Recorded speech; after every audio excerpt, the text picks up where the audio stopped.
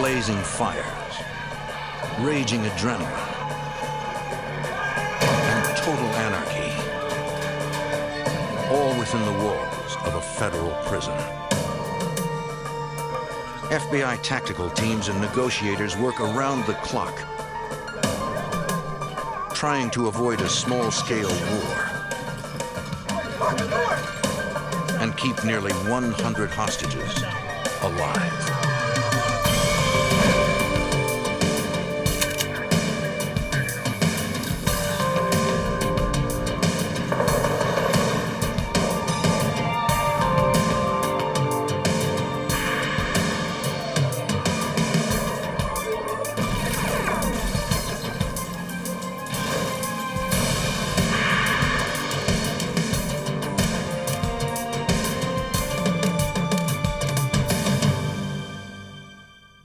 In the 1980s, the federal penitentiary in Atlanta housed some of the country's most notorious prisoners. 1,800 Cubans fleeing Castro's regime. 400 were hardened criminals. 200 were insane. I'm Jim Kallstrom, former head of the FBI's New York office. Castro called them undesirables. The U.S. government called them detainees. In 1987, they staged a bloody revolt. Now the FBI and special operations teams must infiltrate a burning prison to stop the violence before it rages out of control.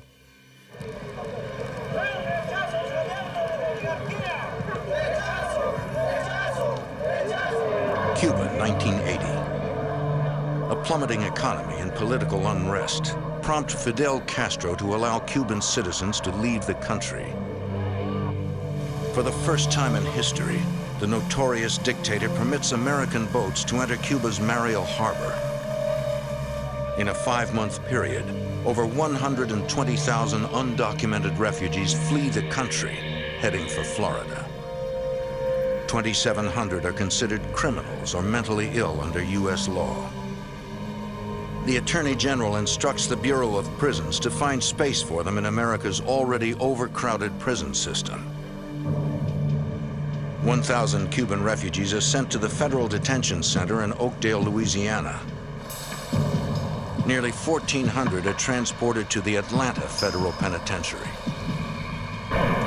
For 7 years, the U.S. and Cuban governments negotiate to send the criminals and mentally ill refugees back to Cuba.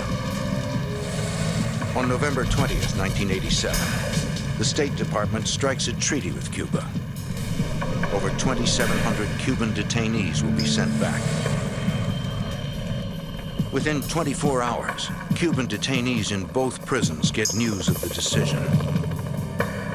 In Oakdale, Louisiana, 1,000 of them riot, taking 28 prison guards hostage. But at the Atlanta Penitentiary, all is quiet. Warden Joe Petrovsky. There was a trust between the detainees and the correctional officers, and that trust was basically the treatment that the detainees got from the correctional officers. Early Monday morning, 3 days after the treaty is signed, prison employee Ted Manier arrives at work. He notices an eerie silence. There were hardly any inmates in the breakfast area. And normally it would be full of inmates were making a lot of noise and talking, and there was hardly anybody in there, so it was really quiet, unusually quiet. On the first floor of the Prison Industries building, detainees make mattresses.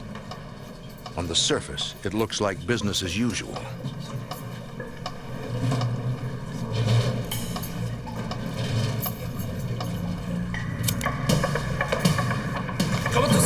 But in an instant, detainees overpower their guards and ignite fires.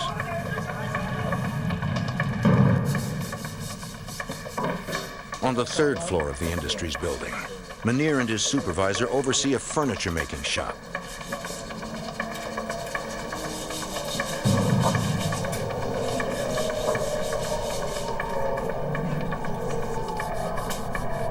In a matter of minutes, the riot spreads to the rest of the floors. It sounded like a roar, and it was coming up the stairwell.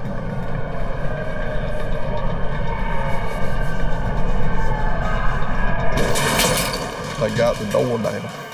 And they just came running in.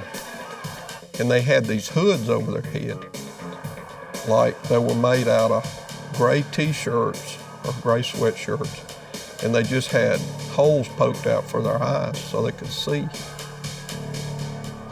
Munir tries to report the emergency, but he is attacked by one of the rioters. And I don't know if he was trying to hit me or just the telephone out of my hand. He knocked the phone out of my hand that went across the room. Prison employees are facing their worst nightmare. Although they are well aware of the risks, they never thought it would happen to them. But we did realize there was a threat, but I guess you think you can control it. When you work with inmates, you get used to them, and sometimes you forget who they really are. The guards and factory workers are helpless. Unarmed and outnumbered, they face rioters carrying homemade weapons. The staff member notifies Warden Petrovsky of the crisis. Inside the wall, nobody carried weapons. The inmates always vastly outnumbered the staff. So if we had weapons in there, we could lose those weapons. The only weapons that we had was weapons in the tower. Petrovsky alerts the FBI and the prison's regional director. I try to give him an assessment of exactly what transpired and brought him up to date. As fire spreads throughout the industries building, the detainees force the guards and employees into a tool cage and lock the door. We kind of thought that unless there was some miracle, that we would probably just burn up, because there's no way to get out of one of the cages. The riot spreads throughout the entire penitentiary complex. Enraged detainees capture guards, taking keys as they take hostages.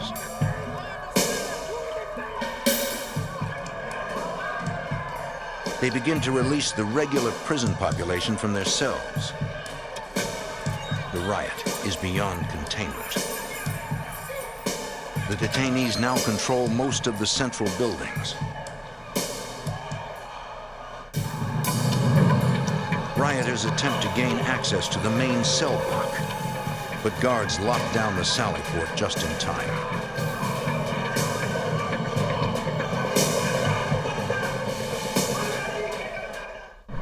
As flames and smoke engulf the massive prison complex, nearly 100 guards and employees are trapped inside. Built at the turn of the century, the Atlanta Federal Penitentiary is the largest penitentiary in the United States. It was a fortress inside that was surrounded by a wall. It raised from the ground approximately 40 feet, and the width on the top of the wall was approximately 3 yards wide. So it was a massive, massive wall. Show me what you got. The penitentiary is built on 300 acres of land, with 28 acres of property inside the walls. Okay, well, we've got guards. Warden Petrovsky needs to figure out exactly where his people are located inside the complex.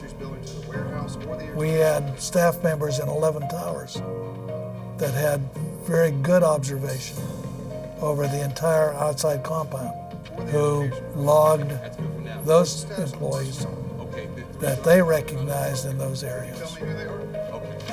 We started a list of the officers that we thought were hostages.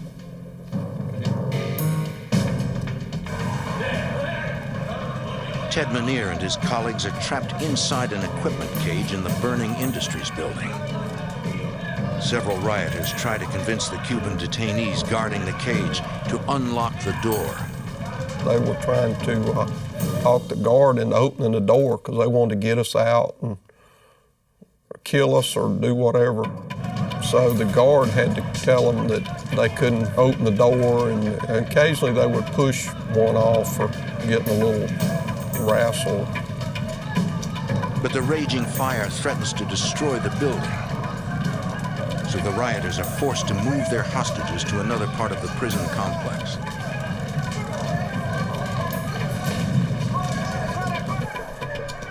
The only route takes them across the yard in clear view of the towers.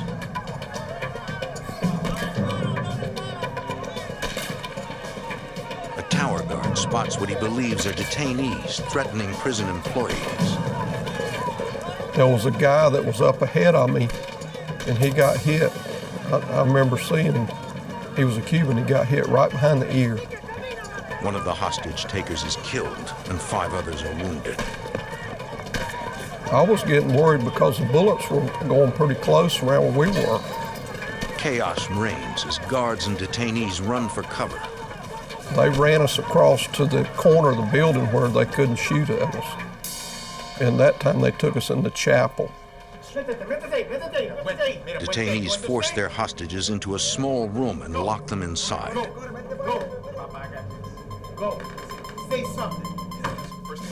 Less than an hour after the riots begin, FBI agents from the Atlanta field office arrive at the penitentiary. The FBI has jurisdiction over criminal matters in all federal prisons. Warden Petrovsky briefs Weldon Kennedy, the special agent in charge. The first thing that I wanted to accomplish was to find out how many hostages had been taken, how many might be injured, what was the threat to those people who were in fact taken hostage. All of these people were like on an emotional high. I mean, they'd been prisoners for literally 8-10 years. Some of them serving life sentences, and now they're free to roam around the prison. It was like a holiday. This is the area where they... Agent Leon Blakeney heads the Atlanta FBI SWAT team. Agent Blakeney appears in silhouette to protect his identity. Nobody really knew what area that the inmates controlled, and they really didn't know how many hostages were taken. You had 2,500 people housed in that institution. Here's the administration. There were people running around all over the place, and quite frankly, it was chaos. Chaos that had already turned deadly. As agents Kennedy and Blakeney develop their plan to retake the prison, they receive critical intelligence from 2 sources. From FBI agents posted outside the walls of the prison complex, and from prisoners inside the walls who don't want any part of the riot.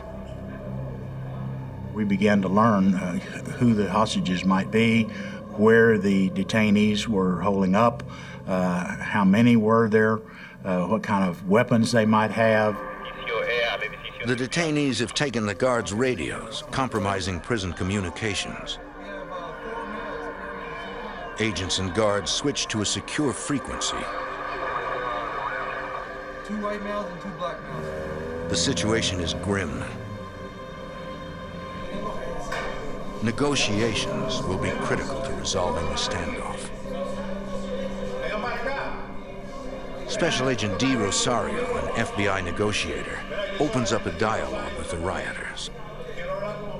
Unreasonable demands are being made. The hostage takers want things done now. And that's why it is so important to try to bring them down to a level where they can be reasonable. Can you negotiate with people at that very high emotional level? Generally speaking, no. So we had to give it time. The rioters are emotionally charged, angry over the shooting death of a detainee.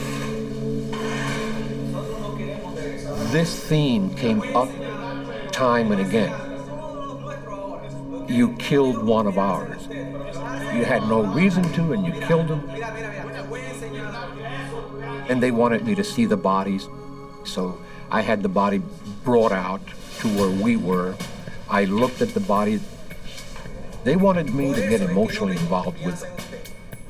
And these 4 that originally came out to talk to me really were only speaking for themselves. They were not speaking on behalf of the 1,400 that were in there. In the command post, Warden Petrovsky receives a frantic call from 16 employees who have barricaded themselves in cell block E. E block is home to the Atlanta Federal Penitentiary's most dangerous criminals. these particular group of inmates were locked away in E to keep them from harming someone. If the detainees get into cell block E and free the inmates, the lives of all 16 employees will be in danger. The E cell block is also home to the prison system's most notorious inmate, Thomas Silverstein. A number of people in the Bureau of Prisons told me that he singularly was the toughest prisoner they believed that the Bureau of Prisons had ever housed or had in their custody. He was just an absolute animal, and he hated everything to do with the Bureau of Prisons or any of their staff. Silverstein was incarcerated in 1975 for a bank robbery. Years later, he was sentenced to multiple life terms for fatally stabbing an inmate and a prison guard. Thomas Silverstein was cold and he was a killer. He had two things on his mind: to escape from jail because his crimes were such where he was going to die in jail. And the other objective was to kill people. It was as simple as that. The guards in cell block E are in grave danger. Special Agent Kennedy works with the FBI SWAT team to come up with a plan to rescue them. The SWAT analysis was that they believed that they could go over the wall out of view of the rioting detainees and retrieve those people out of that building successfully. The SWAT team will need ladders to get over the 40-foot-high wall. Special Agent Blakeney calls on the Atlanta Fire Department and a National Guard helicopter crew to help carry out the plan.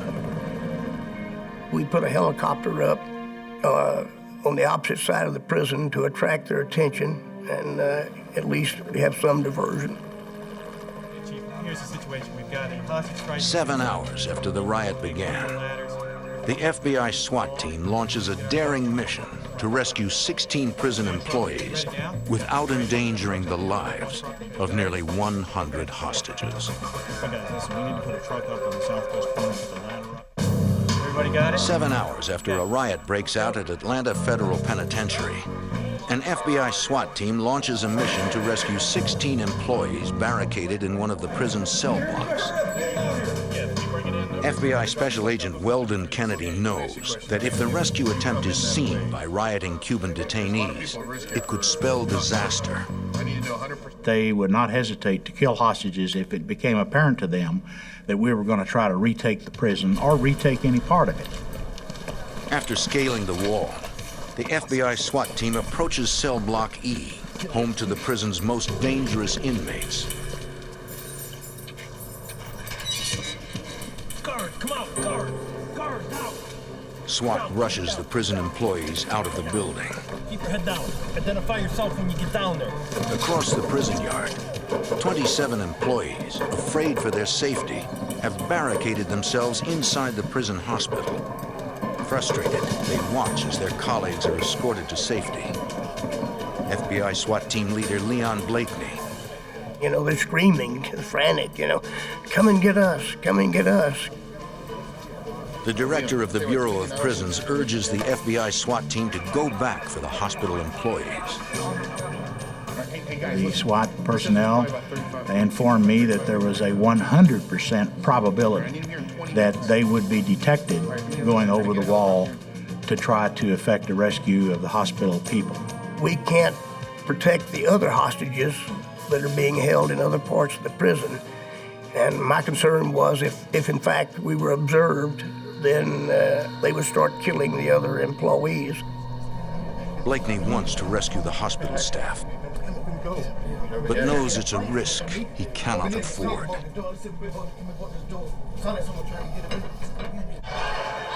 The detainees break into cell block E and release the inmates.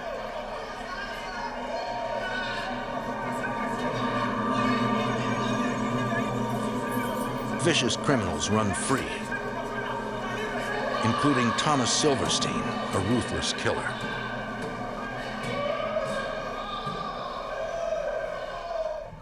As darkness falls, 3 buildings have been consumed by fire.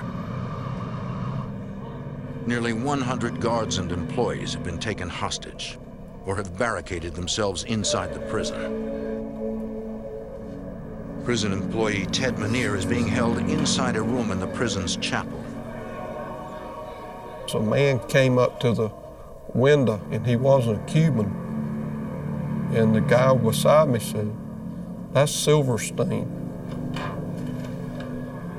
And he came inside, and he had a flashlight, and he started shining his flashlight. He shined the light on me. He said, "Don't I know you?" And I told him, "No." He said, "I've never seen you before." And he said, "You don't know who I am?" He looked worse than anything I've ever seen in any type of movie or anything. And when you look at him, you know he isn't a normal. There's something strange about him. He's really scary. Detainees finally distract Silverstein and he leaves without harming the hostages. On day 2 of the standoff, FBI Tactical Commander Danny Colson arrives at the prison. You could hear this huge roar. It was like a million bumblebees. You could almost feel the energy of those rioting prisoners. Colson started the FBI's hostage rescue team, an elite counterterrorism group in 1982. The HRT is law enforcement's equivalent to the Navy SEALs or the Army's Delta Force. The only unit in the United States that has a sophisticated explosive or thermal breaching capability is the FBI's hostage rescue team. But the HRT is already tied up, handling the riot at Oakdale. So I was going to a very difficult tactical assignment without the team I was used to commanding. Despite not having the hostage rescue team available to him, Colson must still develop a full-scale tactical rescue plan. He faces several obstacles. A prison is built to keep bad guys in. You have barred doors, you have steel gates. Well, these same type of things keep a rescue force from getting in. I needed help from the military, primarily from the Delta Force. Delta Force is the Army's Special Operations Unit, but using them at the prison would be illegal. A posse comitatus law was passed right after the Civil War, and that law prevents the military from being involved actively with their personnel in civil law enforcement. Barring approval from the White House, the FBI must rely solely on civilian law enforcement. Weldon Kennedy assembles over 400 SWAT members at the prison. We had SWAT teams from all around the country, Chicago, New York, as well as, of course, the immediate surrounding area. We figured that based on the capability we had, we were probably maybe an hour away from getting in to rescue the hostages. We were all concerned that they started killing hostages. We were helpless to get in there. And that's one of the reasons that De Rosario and the other negotiators were working so hard to try to get somebody to talk to calm the situation down. But the negotiations are not going well. None of the rioters De Rosario has spoken with has enough power to influence the detainees. The negotiators need a different approach. We could be here for a very long time unless we come up with a group of people in there among the detainees that can speak basically for, if not all of them, for the majority. Rosario asks prison employees which detainees command the most respect. Files of these people were opened to us, and we looked at several of them, and we decided on 5 or 6 men. We went to the grading and called them by name, and they came to the grading, and we invited them to come over to our side and sit down at a table with us and talk with us. The detainees agree to talk with negotiators. And we began our first serious conversations in terms of how can we resolve this? What is it that you're looking for?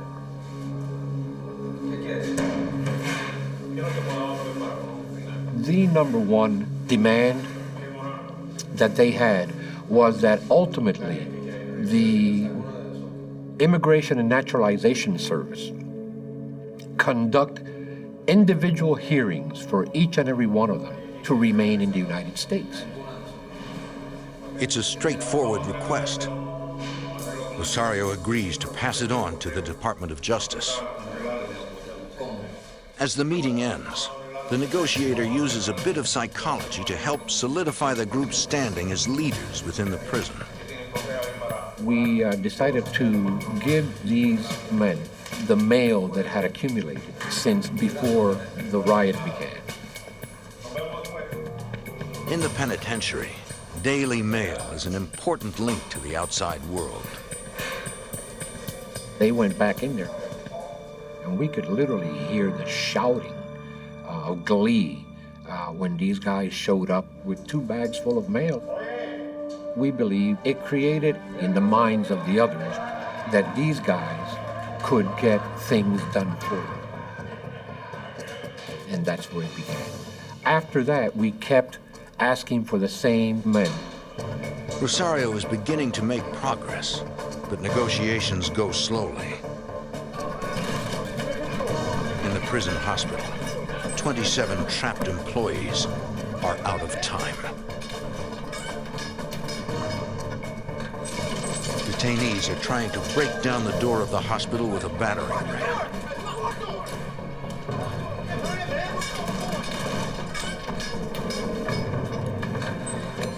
The employees call Warden Petrovsky in the command center. Warden Petrovsky relays the information to Weldon Kennedy. Detainees could break through the hospital doors at any moment. We had 27 people in there, and there was concern that once the hospital was taken over, they might be injured or even killed.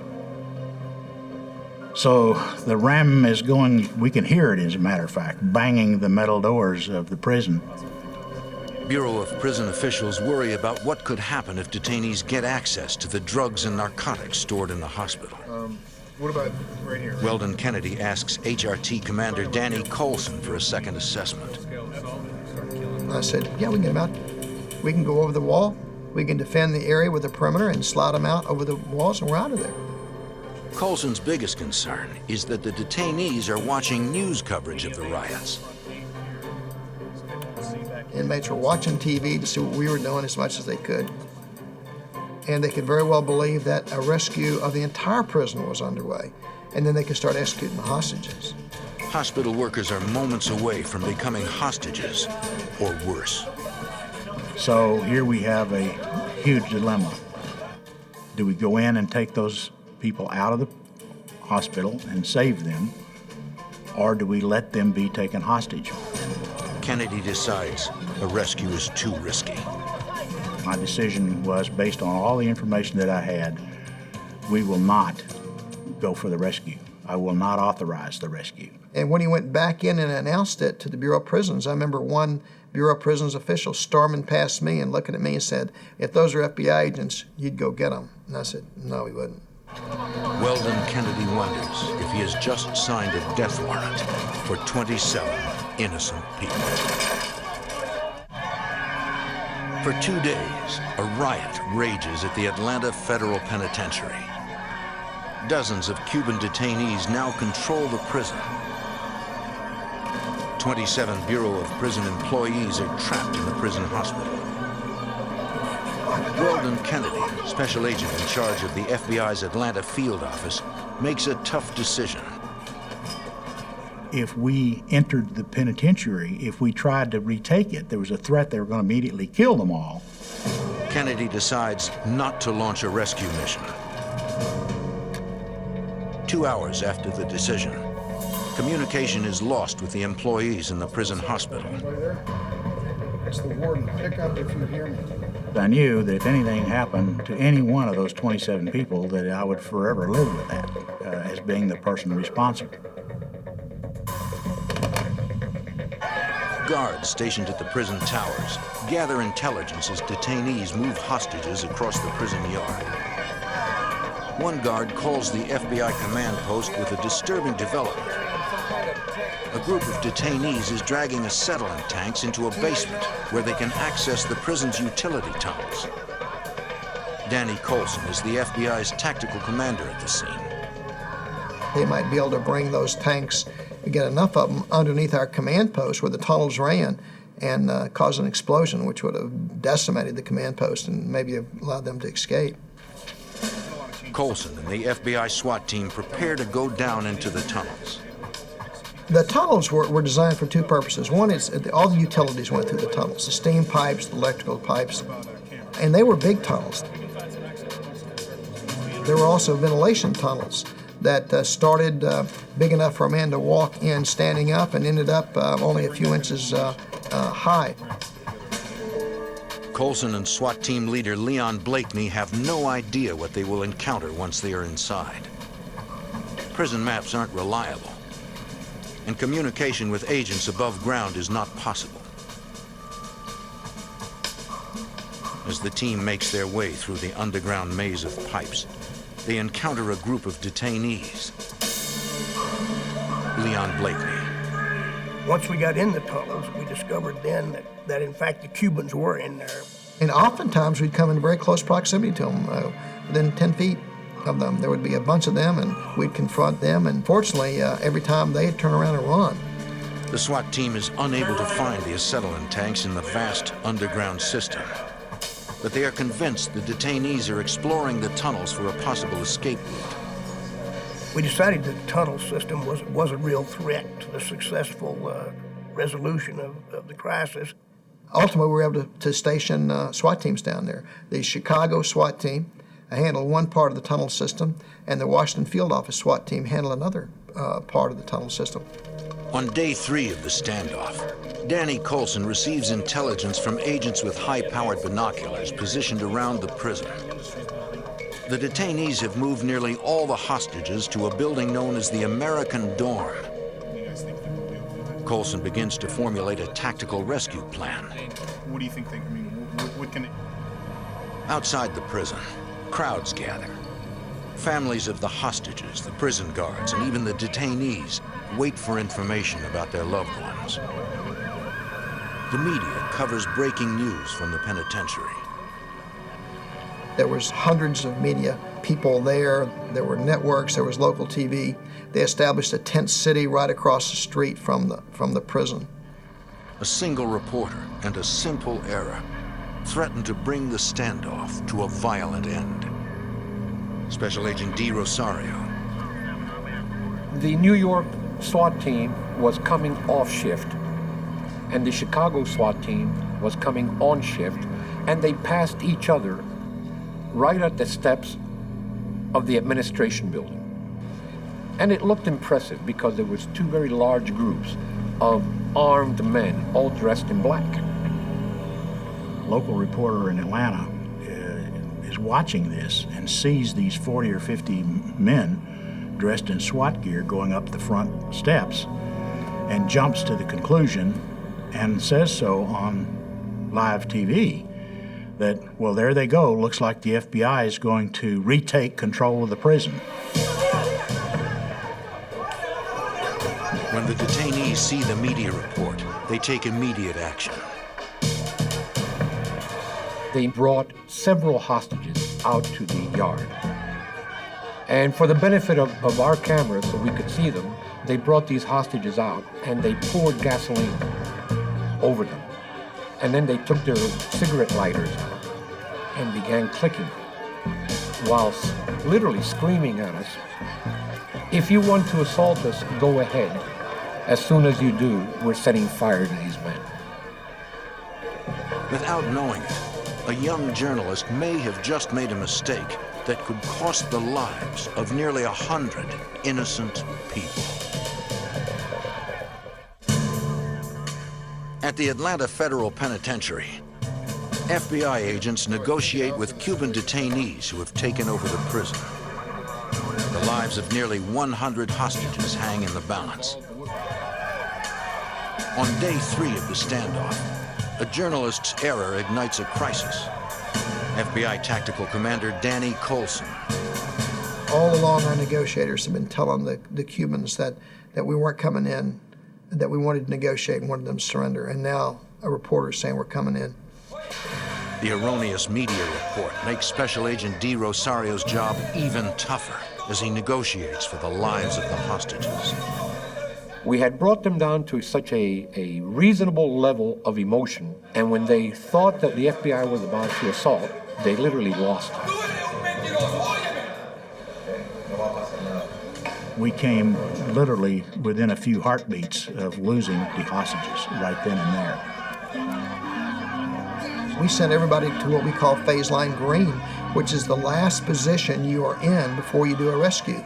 It was like a spark that was about to ignite this terrible inferno of energy we had built up there. I had to convince them that no such assault was going to take place, and that, you know, if things were going so well and so positive, why would we even think about assaulting them? After 3 tense hours, the rioters agree to continue negotiations and spare the hostages. We're just lucky that our negotiators were able to calm them down and we didn't have any loss of life. For Colson, the close call is a warning sign that the standoff could explode into a full-scale riot with very little provocation. At the end of day 3, he obtains presidential approval to deploy Delta Force in a civilian crisis. The Special Operations Team arrives in Atlanta disguised as FBI agents. There were 3 things that I desperately needed from them. The first was their breaching capability. They had all the breaching capability that would be necessary to get back into that prison to do a dynamic rescue. They had the ability to use explosives to blow steel doors down or blow locks out. They had the ability to use thermal devices to cut in an instant through steel and cable. The second thing I wanted was their sniper capability. When we went into that prison, if we had to go in, I wanted the very best snipers I could find doing cover for my men as they went in.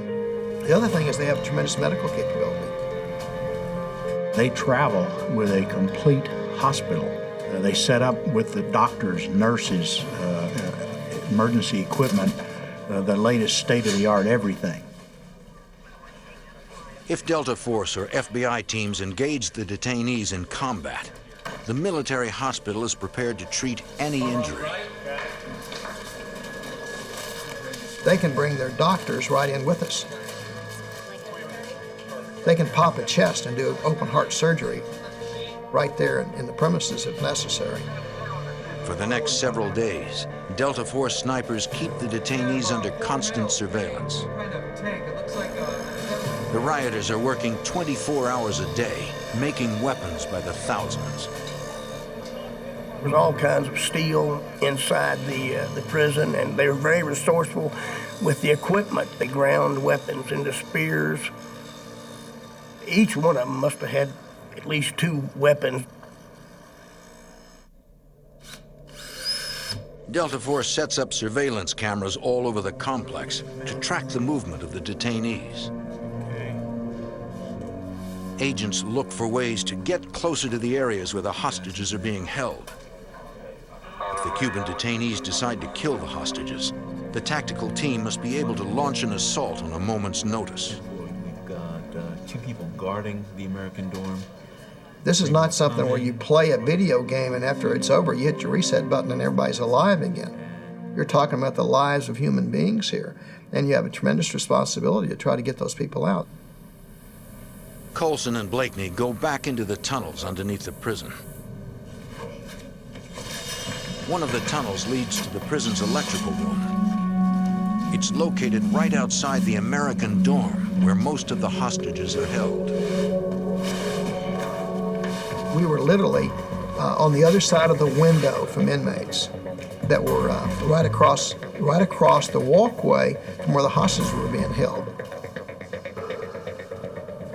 By doing that, we moved our response time from half an hour to 10 seconds. It was a tremendous leap in our capability at that point. With the FBI SWAT teams and Delta Force in place, they will be in a better position to protect the hostages if negotiations break down. Until they start harming a hostage, there's no reason for us to try to gain forcible entry to save these people. We therefore will wait as long as it takes. The rioters have enough food to survive for up to a year. The day after Thanksgiving, they erect a Christmas tree on the roof of the building. That was very disheartening to us. Maybe they didn't intend it psychologically to be that way. We interpret it as, we are going to be here through Christmas. On day 8 of the crisis, prison guards stationed in the tunnel hear the sound of a drill. One guard recognizes the voice of Thomas Silverstein, the most vicious inmate in the federal prison system.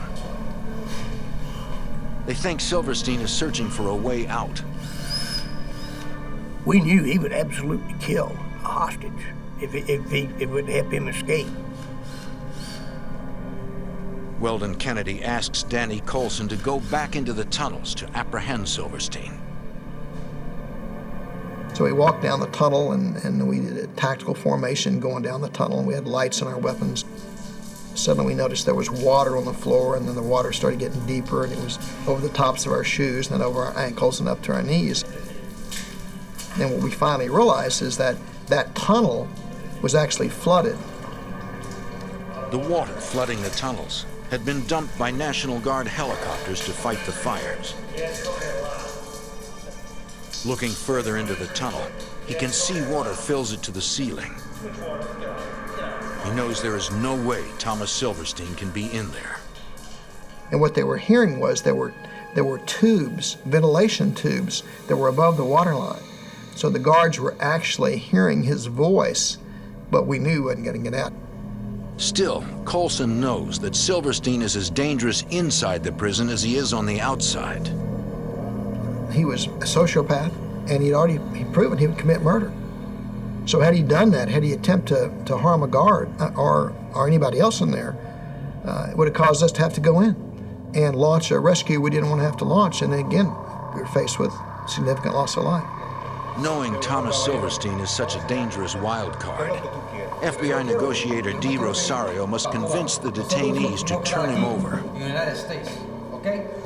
I emphasized and kept re-emphasizing the fact that Tommy Silverstein could become a very grave liability to the Cuban detainees and to their cause and to what they were trying to attain.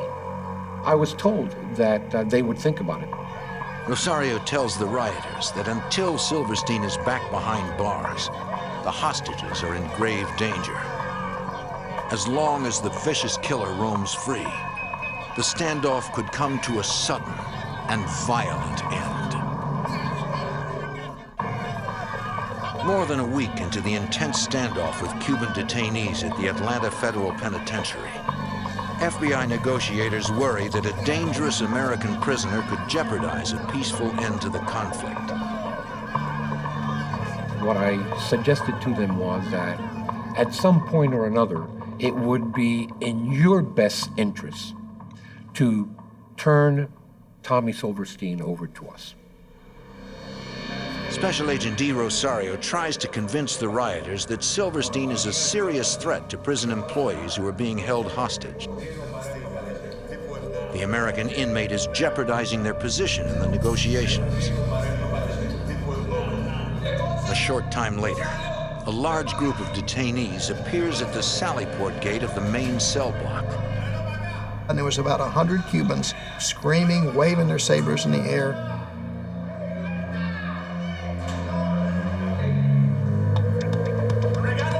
And I could see they had Silverstein.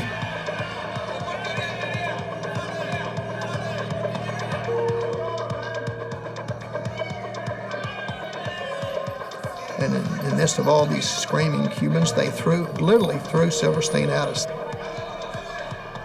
detainees tell agents how they captured Silverstein. So they gained access to the pharmacy. They took some narcotic. They put it in a can of fruit cocktail, which he was known to like, and fed him fruit cocktail laced liberally with this drug, which in effect knocked him out. The FBI viewed Silverstein's capture as an act of good faith. That told us a lot. They don't want to hurt the hostages. It showed the negotiators that these Cubans were responsible. They were willing to do things to cooperate with us in order to reach a common goal, which is a great step in any negotiation process. On December 1st, a separate riot at Louisiana's Oakdale Penitentiary is resolved. The Cuban detainees incarcerated at Oakdale agree to release their hostages if the INS will review their cases. The government of the United States, through the voice of the Attorney General, told them, you know, it's not unreasonable to give you a hearing. D. Rosario offers the Atlanta detainees the same deal.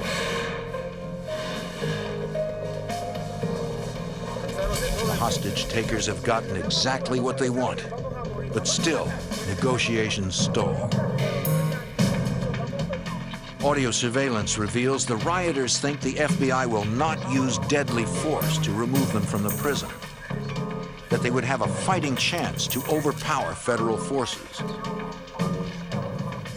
The Cubans thought that the FBI and the other assets would come in with nightsticks and batons and just duke it out. The next day, Colson decides to send the hostage takers an indelible message. The detainee agrees to talk with Colson. And he said, I need to go to the restroom. So I said, wait right here.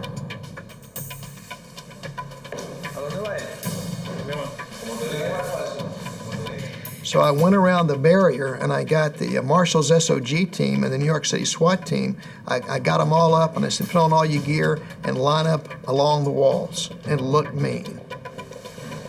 And he walked around that barricade, and when he walked down that corridor, he literally jumped off the ground. I said, this is not going to be a nightstick duel with your swords. We're going to use deadly force.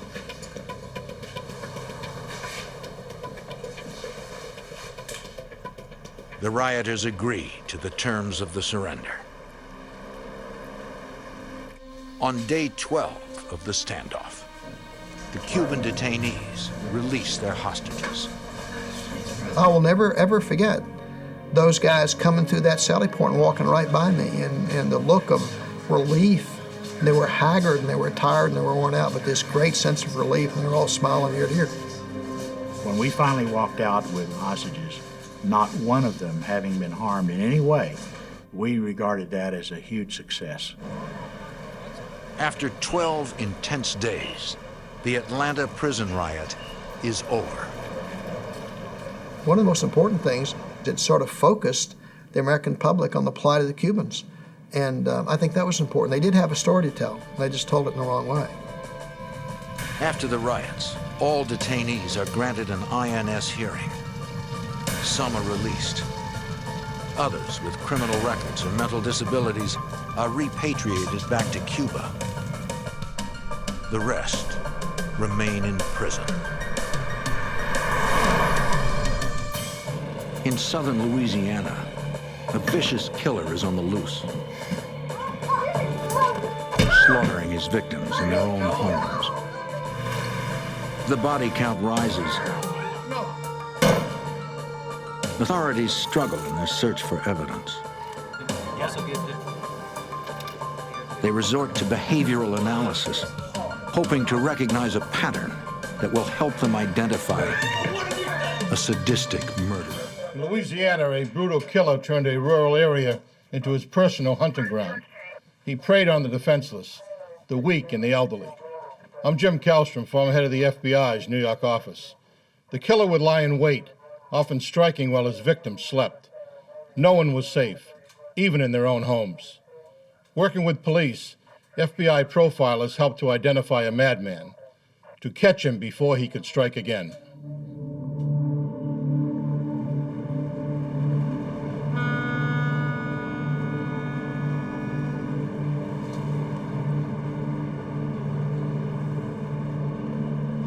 Place, Louisiana, May 9th, 1997. At 9:46 a.m., James Lowell Jr., a deputy with the St. John's Parish Sheriff's Department, stops by his parents' home. Lowell's sister had called him at work, concerned why their parents aren't answering their phone. The deputy discovers the front door is ajar. Mom? Mom? He finds his father, James Lowell Sr., on the floor. Dad? Mom? His face is covered with blood. Dad? Mom? He checks his father's pulse Dad? and finds none. Mom? Mom? He looks for his mother. He finds her in the kitchen, brutally assaulted. Anne Marie Lowell is unconscious and her pulse is faint, but she's alive. Dispatch is low. Dispatch is low. The deputy calls for an ambulance and backup. My dad's dead. My mom's still. We both. Send back her, please.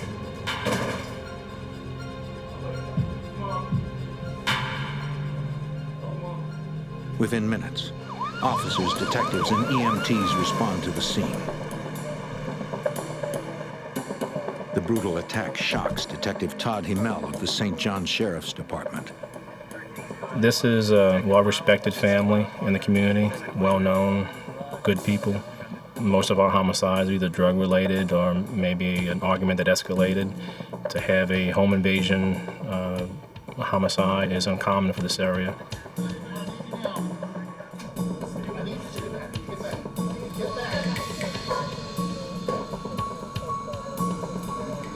When I first made entry into the house, my first reaction was very gruesome. A tremendous amount of blood on the floor and the walls. The injuries to the victims were quite gruesome. EMTs work to stabilize Mrs. Lowell for the short trip to River Parish Hospital. Later that day, she dies from her injuries. Deputy Lowell tells investigators how he found his parents. He points out a pair of eyeglasses on the kitchen floor that belonged to his father.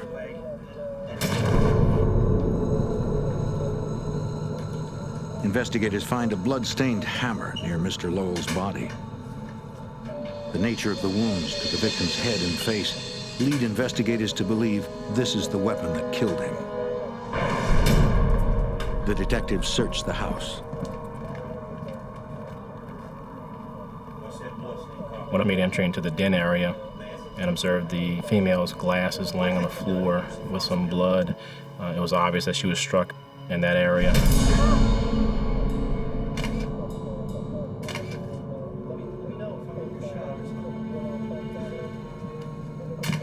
Investigators find a large sugarcane knife, sometimes called a side blade or sling blade. It's covered in blood. It was obvious that it was a weapon that inflicted the injuries on the female victim.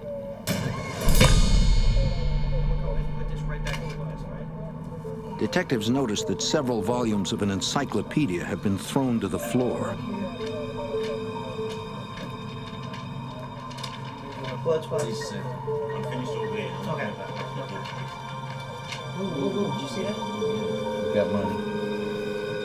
That's a $100 bill right there. Checking the books still on the shelf, they find the Lowells had hidden nearly $12,000 there. Let's just pile them up here. Family members later confirmed the total. The intruder did not find any of the money. Investigators theorize the killer's search was interrupted. He was very close to finding the money. Apparently he was scared before he was able to. The son coming home to check on his parents may have scared him off. Crime scene technicians dust nearly every exposed surface in the house, but the only fingerprints they find match the victims or close family members. Hey, Tony, come here. I need you to get a couple of pictures of this. Investigators search the exterior of the house. They discover the phone line, as well as the wires to the alarm, have been cut. And one of the garage windows has been removed. We were able to determine point of entry, which is the side window. Apparently the suspect had enough time to actually take a knife and remove the putty from a pane of glass from the old wooden windows. Detective Himmel suspects the killer took his time breaking into the Lowells' home. The particular location that he had made entry into was camouflaged by a fence and some trees, so in essence, no one would have seen him if they were passing on the road, so he did have time to make entry and to actually whittle away the putty from that window pane before he made entry into the residence. Investigators spread out to interview the Lowells' neighbors. Although Laplace is a tight-knit community, nobody has noticed anything unusual. Detectives run background checks on everyone who has recently come in contact with the family. They discover that a handyman hired by the Lowells is an ex-convict. He spent 5 years in prison for manslaughter. We began an investigation looking into his background. From that point, we kept him under constant surveillance. 3 days later, police bring the handyman in for questioning. He claims he is innocent, but a polygraph exam suggests he is being deceptive. Anything? Detectives obtain a warrant to search the suspect's home for clues. Crime technicians use luminol and black lights to hunt for blood evidence. Investigators theorize that the ex-con could have murdered the Lowells and quickly returned to his home. Once there, he inevitably would have deposited small amounts of blood. But their efforts turn up no evidence. Although detectives are unable to connect the suspect to the murders, they continue to keep him under surveillance. 5 days later, Detective Himmel arrives at the scene of a second brutal homicide. Another prominent member of the community has been murdered.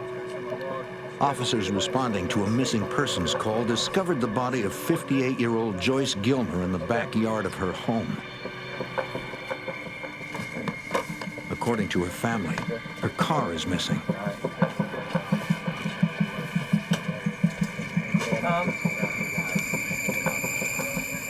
The victim has 4 bloody lacerations to the back of the head. Detective Himmel immediately suspects that this murder is related to the double homicide. There were several similarities between the two. Namely, both victims were well known throughout the community, elderly. They either owned or had owned their own business at one point. The weapon of choice was a sharp-edged object. Investigators now realize they can rule out the possibility that the ex-con is the killer. He was under constant surveillance at the time that this crime had occurred, so we could eliminate him as being a suspect because we felt strongly that both crimes were related. Detective Himmel walks through the house looking for signs of an intruder. He finds none until he gets to the master bedroom. It appears as if the killer knew exactly what he wanted. The victim's family reported a safe is missing. The only room that was disturbed was the master bedroom closet where the safe was located, which indicated to us that the perpetrator knew exactly where to go and knew exactly what he was looking for when he went into the residence. And having knowledge of that, the safe existed inside that master bedroom, it's a good possibility he knew the victim, that it could be one reason that he did murder her is because she knew who he was and could identify him. The investigators find no evidence of blood inside the house.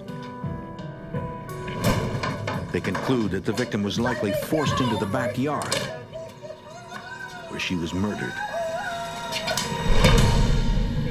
Crime scene investigators process the house for evidence, including hair, fiber, and fingerprints. The killer has been careful. Once again, he has left nothing behind. Later that day, investigators find Mrs. Gilmer's car in the parking lot of a hotel just a few miles from her home. Deputies tow the vehicle to the sheriff's impound lot for analysis. When the car was found, the keys were still in it, so it was obvious that he had used that area just to dump the vehicle and had gotten into another vehicle, which was either parked there previously or he was picked up by someone. Crime technicians collect several fingerprints, but they only match the victim and members of the victim's family. For Detective Himmel, the car is another dead end. We didn't have any physical evidence that could determine who the perpetrator was or even assist us in determining who the perpetrator was. Investigators review videotapes taken by the hotel's security cameras.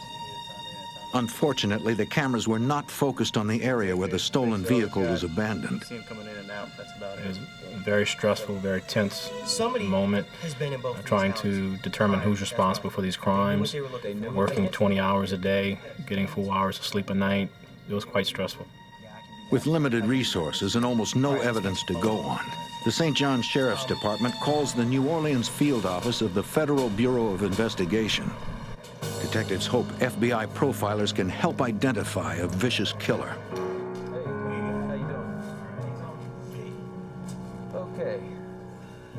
Special Agent Dan Funk travels to the scenes of both homicides, starting with the Lowell murders. Investigators are still processing the home 2 weeks after the slayings. Part of my job, being at the field, at the scene, is to provide all the information that the profiling unit at Quantico needs to do their work.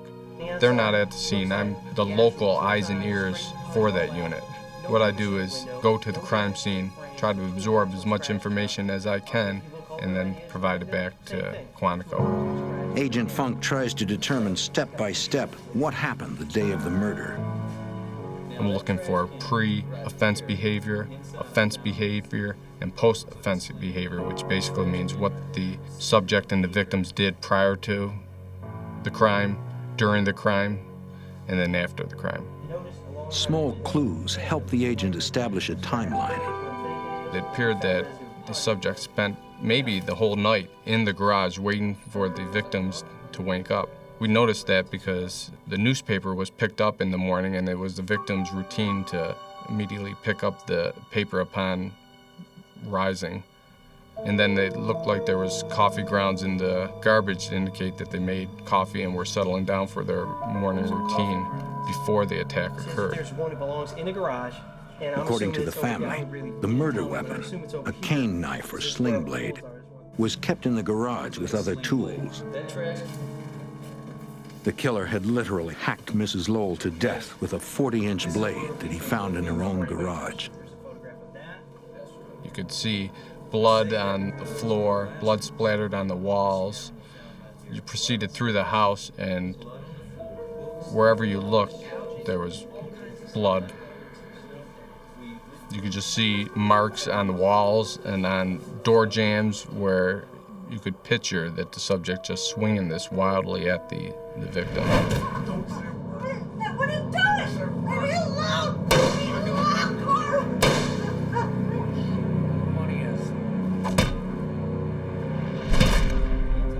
This was probably the worst crime scene that I've ever seen, and it spread throughout the house, which indicated that there was just an ongoing confrontation between the victims and the subject that just went on and on. With the discovery of Mrs. Lowell's eyeglasses in the den, investigators believe that was where the killer first encountered his victim.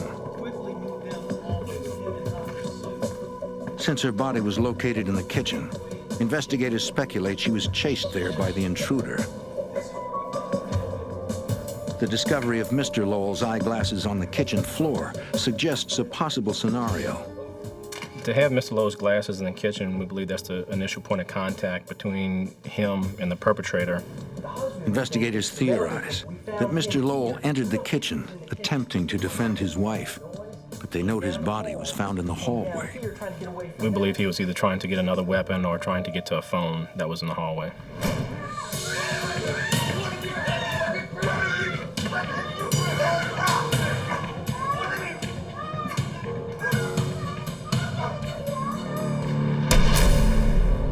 After viewing both the Lowell and Gilmer crime scenes, Agent Funk is confident he has enough information to take to Quantico. We definitely believe that this was a case that the profiling unit could assist on. There was a lot of interaction between the victim and the subject, and there were a lot of activity that could be used to come up with an offender profile. But could FBI profilers help identify the killer before he strikes again? In Louisiana, a killer has murdered 3 prominent citizens in a small town. He strikes with extreme violence, but leaves few clues.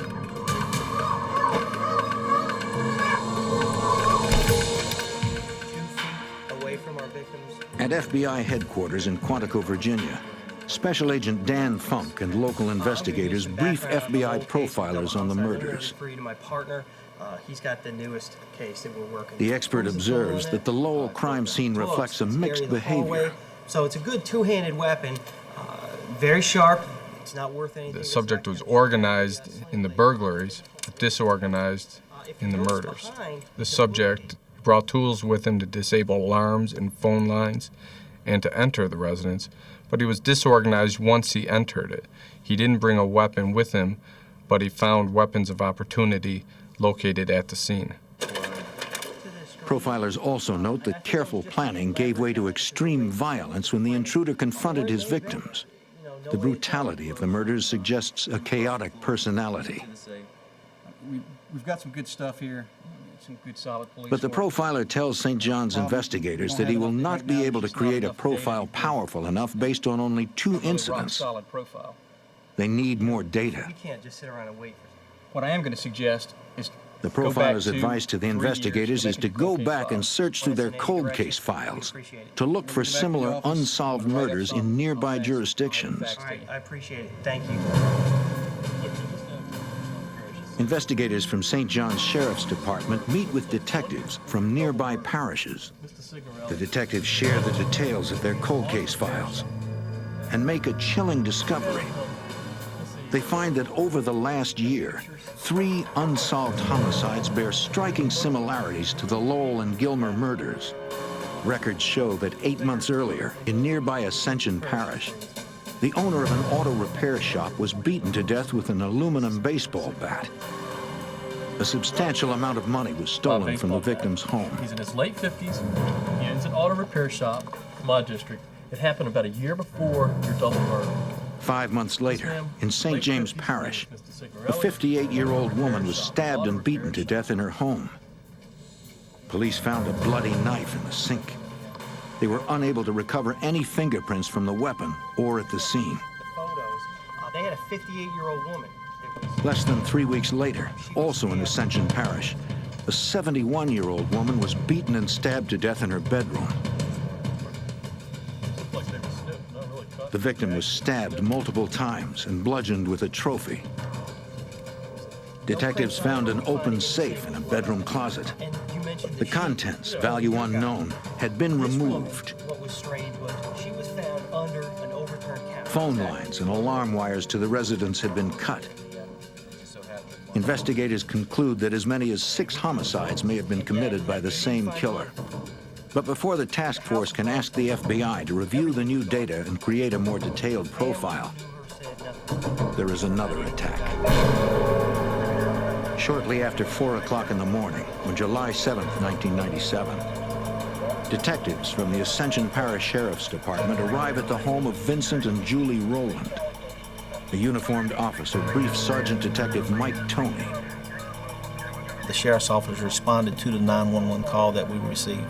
After the sheriff's office patrol division arrived at the residence, they learned that there was a home invasion. It was a brutal attack. It was a vicious attack upon 2 elderly people of the community. Detective Toney learns the couple sustained severe lacerations and gunshot wounds. Miraculously, they are both alive. The next day, Toney visits the hospital and learns that both victims have been stabilized. The doctor tells investigators that dozens of 410 gauge shotgun pellets were removed from the face, neck, and chest areas of both victims. If the Rowlands had been struck by larger gauge ammunition, they might not have survived. Among his injuries, Mr. Rowland has a large knife wound and shotgun blast to his face. It was remarkable that he was able to talk and give us information. He was determined to give this information because he wanted his attacker caught. And he gave a wealth of information as to how the attack took place. The man tells investigators he and his wife were in bed, asleep. It was around 2 or so in the morning. He was awakened when this large 30-pound rock was thrown upon his face. As he rises up out of the bed, the attacker starts hitting him in the facial area with the side blade. He tries to defend himself from the attack. The man struck him with the sling blade over and over again. Mr. Rowland said he was ordered to open a safe that was in the bedroom closet. He told the man he couldn't open the safe because he was hurt too badly. He and his wife were forced into the bathroom. The combination of the safe. To buy time, he intentionally gave his attacker the wrong combination. 36, 4, 34.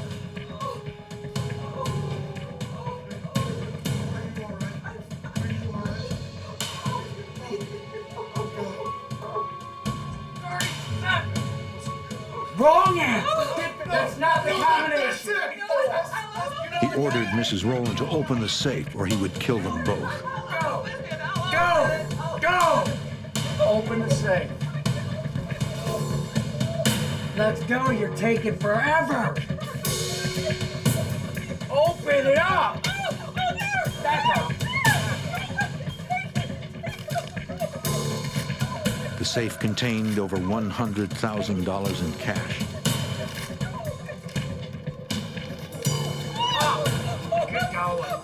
After cleaning out the safe, Stay there. I'll kill you. the intruder moved to the opposite side of the house. No, it's all right. Stay here. Mr. Rowland could see him through the bathroom window. All right. Stay there. No, stay here. I'll take care of this. He left the bathroom and went for the chest in the bedroom closet where he kept 2 guns.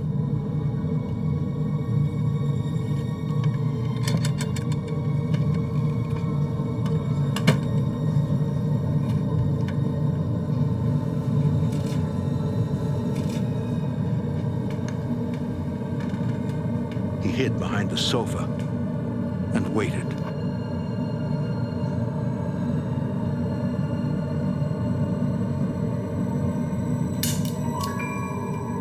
He had taken the wrong revolver. No. The one he kept loaded was still in the closet. The intruder had found a shotgun in a gun cabinet. No. Mr. Rowland was hit in the face. He laid there pretending to be dead, at which time he heard someone walk up to him, which he didn't realize it was his wife. He hears a second shot goes off, and then he realizes his wife had just been shot.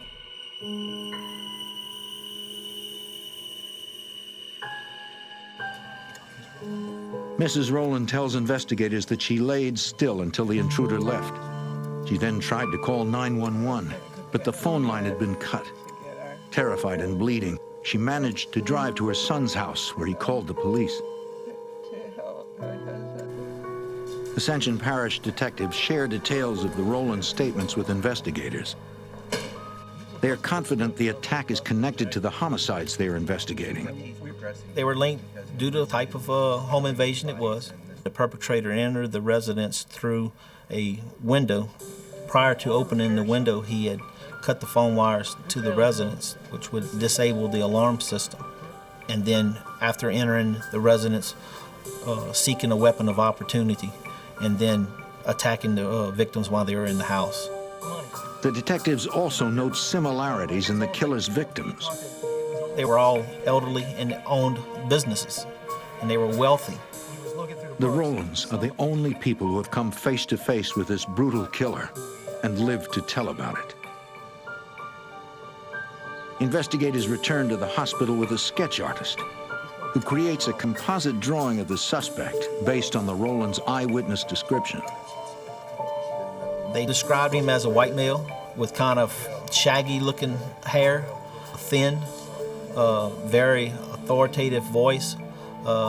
They described his voice as being of a person from the River Parish, from this area, as far as having a strong South Louisiana accent. Investigators released the composite drawing of the assailant to the local news media. The wanted man is described as being a white male in his 20s or 30s, of average height with medium build and sandy blonde hair. Now, law enforcement from 3 Louisiana jurisdictions finally have their first lead in identifying a ruthless killer. An elderly Louisiana couple narrowly survives a brutal assault on their lives. Their attacker has been linked to 6 murders in 10 months. Now the suspected serial killer is on the loose with over $100,000 in cash. Armed with the survivors' statements, Louisiana investigators returned to Quantico, Virginia to present the newly linked cases to the FBI's profiling unit. The profilers agreed that the 6 homicides in the latest attack are most likely all connected. They suspect the killer lives or works in the area. He is nocturnal, and he may have recently purchased items he normally could not afford. The investigators now have a rough sketch of their suspect, but they need to move fast if they are to catch him. FBI Special Agent Dan Funk. Now you had 2 live witnesses, subjects under pressure to believe that there's people out there who can identify him. So we believe that either he would change his appearance, or he might even leave the area. You've got several good... The profilers recommend forming an official task force and asking the public to look out for anyone exhibiting any of the characteristics identified by the unit. That's what we're going to recommend. We can do that. The public appeal prompts thousands of phone calls to the task force hotline. A security guard from a local video poker casino provides an intriguing lead. He tells a detective that one of the regular customers at the casino looks a lot like the composite drawing he saw on TV. Detective Mike Toney of the Ascension Sheriff's Department. He described the individual as a person who, before these attacks, would come in there and spend very little money.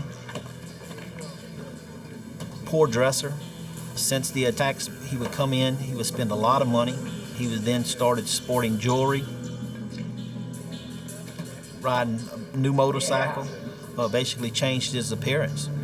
But the security guard does not know the customer's name. He gave a description of the person, what he looked like, as well as the vehicle that he was driven. And this vehicle was very unique. It was actually a truck, a large truck with a large boom on the back of it that was used to like lift motors and stuff and carry them around.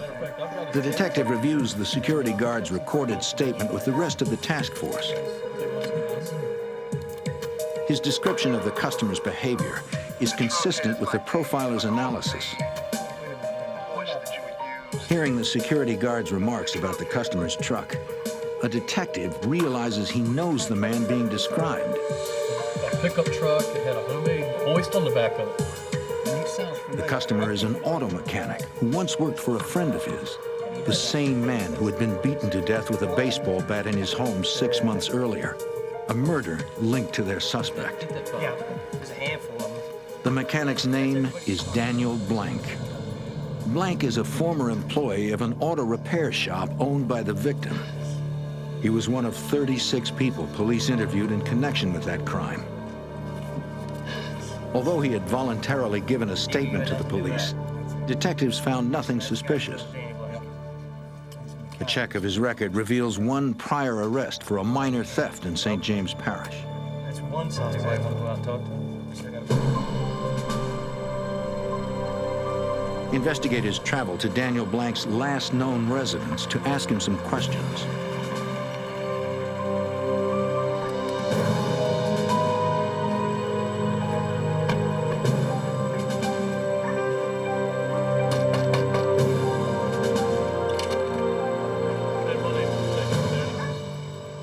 A woman answers the door.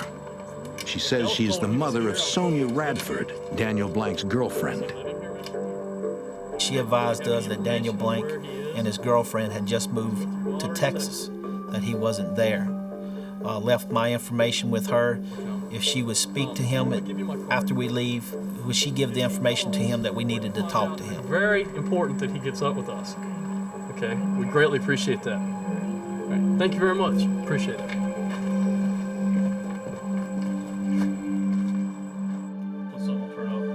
10 minutes after Detective Tony returns to his office, he receives a telephone call. Detective Tony. It is Daniel Blank. Hey, listen, can I put you on hold just a second? He says he is calling from Onalaska, Texas. And while I'm on the phone with him, I advised him that we were investigating several homicides of elderly people. And from those homicides, a large amount of money was stolen from these people. And he just started being a wealth of information. He started talking about how he was gambling, that he was winning a lot of money, that he had all the receipts for his gambling winnings. And during the conversation, he tells me that he will be back in Louisiana within a few days. So it was set up where he would come and meet with us when he came back into Louisiana. Okay, Daniel. Well, please call me as soon as you get back here, okay? All right. Thank you. All right. But Daniel Blank has no intention of returning to Louisiana. So investigators will have to go and find him. In Louisiana, authorities identify a suspect in a series of brutal murders. But as the investigation heats up, the suspect moves to a small town in the neighboring state of Texas. Federal agents in Louisiana contact Special Agent Rick Locke at the FBI's Lufkin, Texas resident agency. Agent Locke often works undercover, so his identity must be protected. Anytime that there's a case that would involve the violent death of a number of people and the possibility of a serial killer on the loose, that would be moved to a #1 priority. Agent Locke asks Lieutenant Detective Mike Nettles from the Polk County Sheriff's Department to locate and surveil Daniel Blank.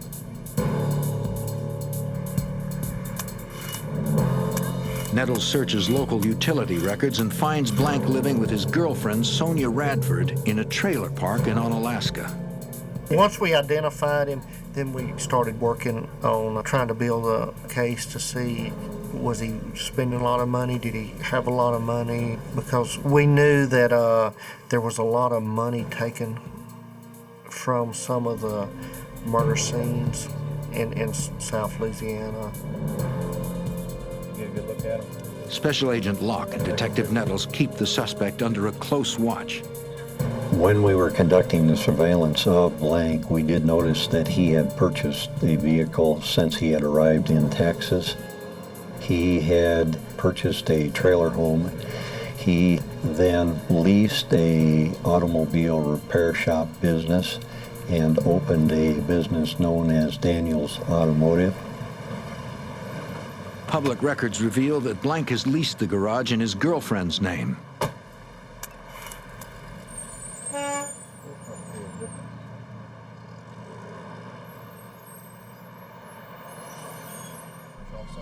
After surveilling Blank for nearly 2 weeks, Agent Locke and Deputy Nettles meet with the Louisiana Task Force and a Texas U.S. attorney. The investigators brief the prosecutor on the results of a financial background check on Daniel Blank.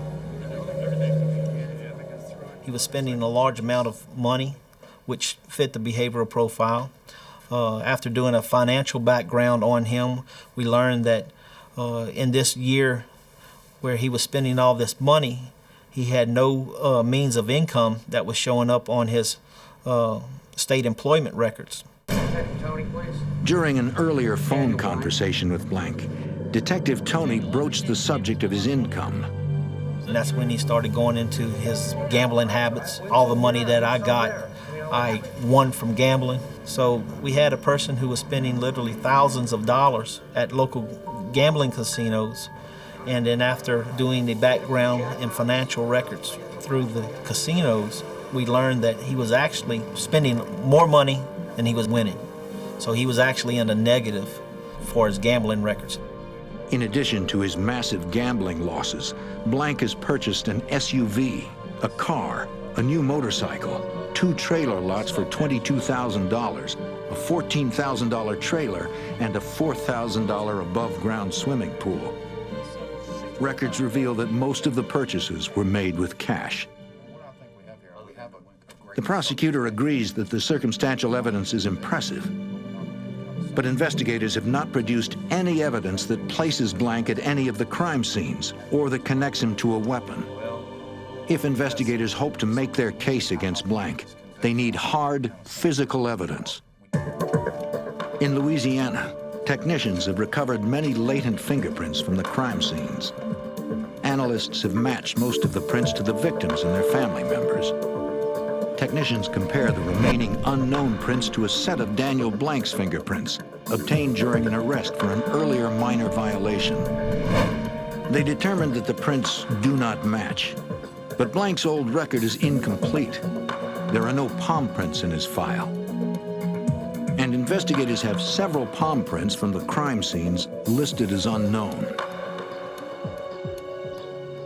The investigators devise a plan to obtain a set of palm prints from Daniel Blank. Through a records check, Detectives Nettles and Agent Locke have learned that Blank does not have a valid driver's license.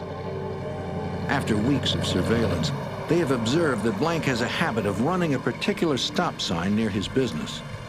The plan is for Nettles to perform a traffic stop the next time he does.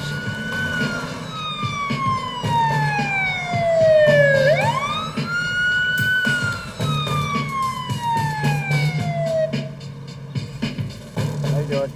Your driver's license registration? I don't have my license on me. As predicted, Blank is unable to produce a valid driver's My license license. expired. Okay, so we're gonna go ahead and have to go down to the courthouse.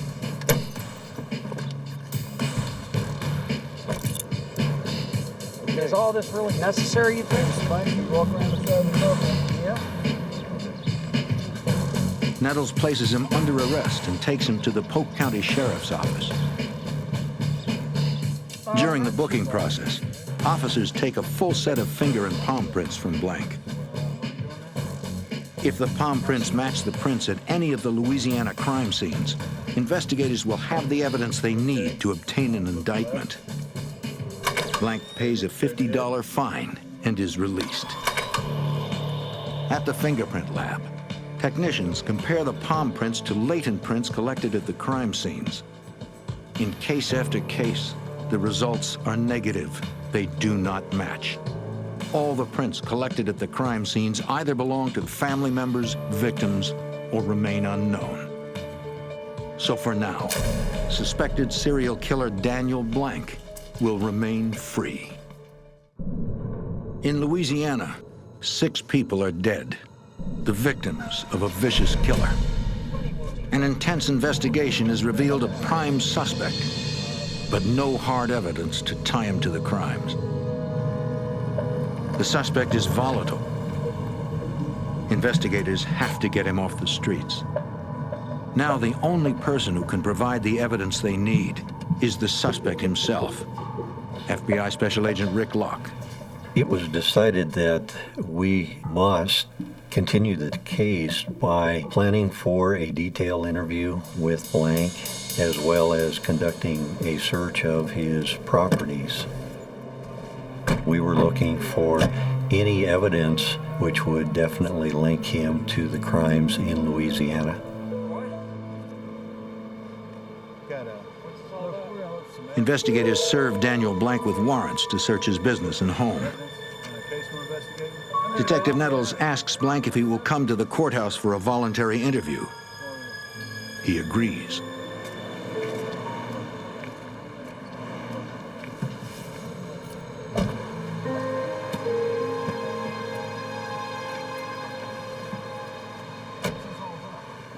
Blank is not arrested, but he is advised of his Miranda rights.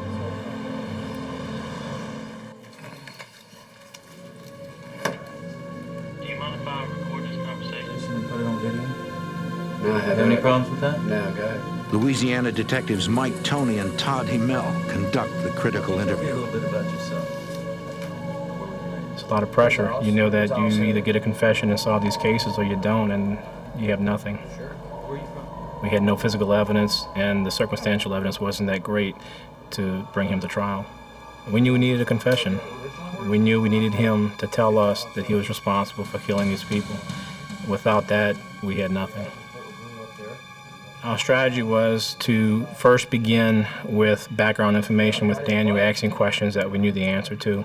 His family life, his education, his work background, that probably consumed an hour and a half. We then moved on to covering some of the homicides. The interview started to get interesting, I'd say probably within the third hour. At that point, we had challenged him on some of these homicides. We had asked him if he thought it odd that two of his former employers were deceased. But I damn sure ain't kill him. At that point, he became a little agitated.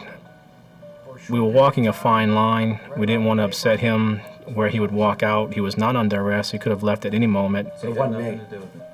I don't have Blank continues to deny any involvement in the murders. It appears unlikely that he will confess to anything.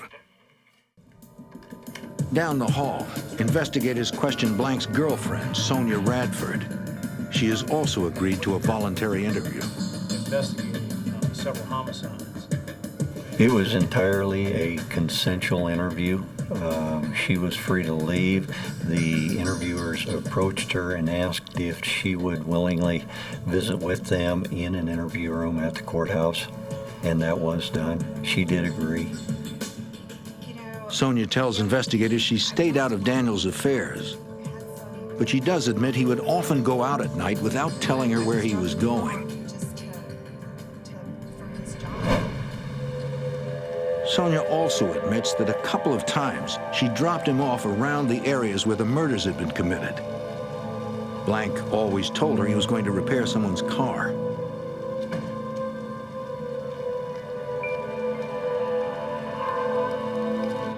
Sonia tells investigators she never wanted to believe Daniel was involved. A few doors down, Blank continues to deny any responsibility for the crimes. I need you to go on record. I'd like you to take a polygraph, if that's okay with you. He even agrees to take a polygraph exam. Just answer yes or no. I believe he agreed to take the polygraph because he needed to give the appearance that he was cooperative and that he wanted us to believe he was innocent.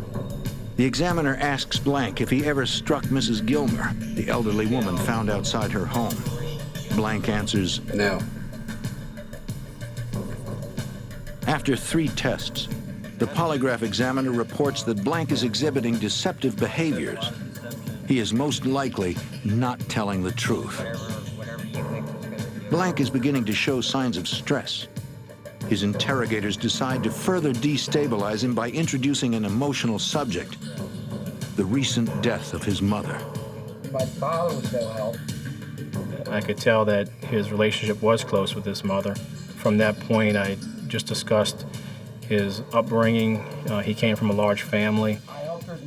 I knew it wasn't easy for him because of the size of the family and both parents trying to provide food and support and housing for their children. Daniel, did you love your mother? Yeah. If she were alive today, and you were involved in these murders, do you think she'd want you to do the right thing? Yeah. Did you mean to kill Mrs. Gilmore?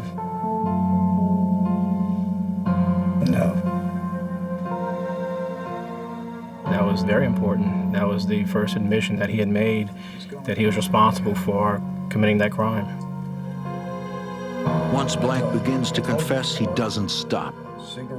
He ultimately admits to 6 homicides and 2 attempted murders. He tells Detective Himmel about his first murder, which occurred 8 months before the St. John's double homicide. Blank tells investigators he worked for the victim and claimed the man owed him money for a job he had done. He says he entered his boss's home and found him asleep on the couch. He tried to take his wallet, but the man woke up. Blank claims the man attacked him with a baseball bat. When he slipped and fell, Blank got a hold of the bat and started hitting back. He didn't stop beating the man until he was dead. Blank said he took $800 or $900 from the man's pockets. He knew what he was doing was wrong. He knew the difference between right and wrong. And I believe after that first homicide, it just became easier and easier every time it occurred again. In his confession, Blank consistently claims he acted in self-defense. I shot them. He insists that all 6 murder victims attacked him first. So he was trying to kill you. They were trying to kill me. Blank's interpretation may be self-serving, but his memory of the crime scenes is nearly photographic. The recollection was amazing. The amount of detail he was able to remember, being able to draw diagrams of the homes, draw diagrams of weapons that he used. His attention to detail was amazing. The confession continues for 13 hours. By the time he got to the end, he was very comfortable, drinking his soft drink, smoking a cigarette, very comfortable, nonchalantly discussing these crimes in detail. Authorities in Texas arrest Daniel Blank on murder charges and then extradite him to Louisiana to face trial.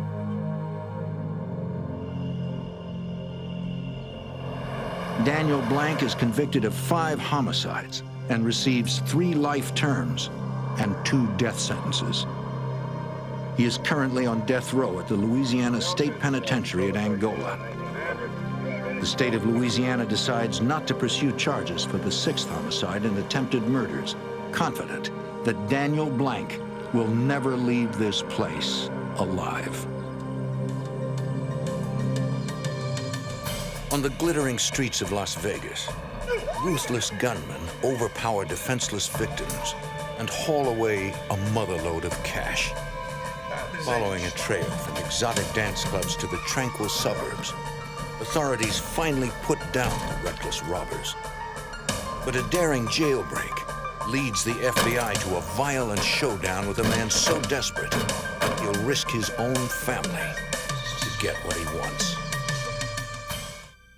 In Las Vegas, a gang of robbers target an ATM repository and hit the jackpot. They take over $1 million in cash, the largest heist in Las Vegas history. I'm Jim Kallstrom, former head of the FBI's New York office. The robbery was well planned and precisely executed. The FBI and local police struggled to identify and track a desperate criminal whose tendency for violence turned a robbery into a case of murder.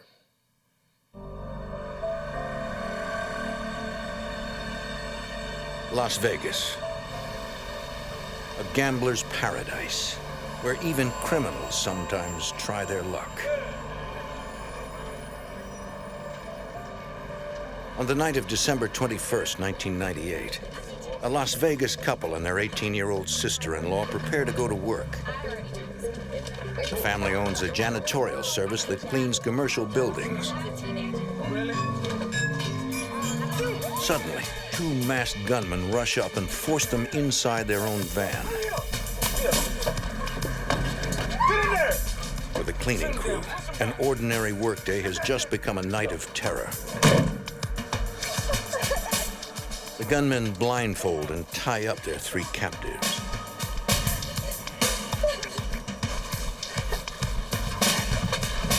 Well, shut her up! What are you looking at? Sit still. Sit still. Don't move. They can hear the gunman talking to a female accomplice on a radio. Let's go. Car 2, are you in position? The gunmen seem to know the janitor's routine. They drive around until 11 p.m. the time they are scheduled to begin work at the Bank of America building. The gunmen even park where the janitors routinely park their van. Let's go. Your feet down. Let's go, girl. Get out of here. Next. The building is Bank of America's central ATM repository in Las Vegas. Let's go. Cash from 1,200 automated teller machines, often totaling more than $1 million, is delivered there each night. The gunmen force the janitors to use their key card and access code to unlock the door. This bypasses the bank's alarm system. Get in there. Get in there. Let's take it. Get over there. Come on. Sit down. Sit right here. Sit down. Look, turn around. Turn around. The gunmen release the couple and order them to clean the building as they normally would. Turn around. Look. They keep the wife's sister hostage to ensure the couple complies with their orders. She is dead. You hear me? She's dead. Act like you're clean. Get out! Now! Get out.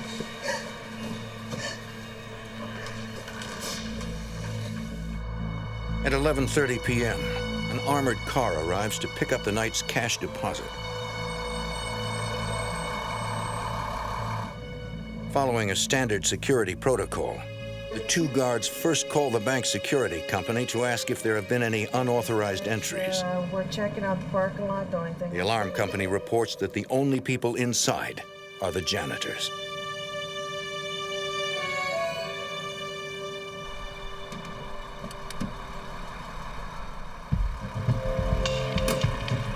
The only vehicle the guards see in the parking lot is the janitor's van.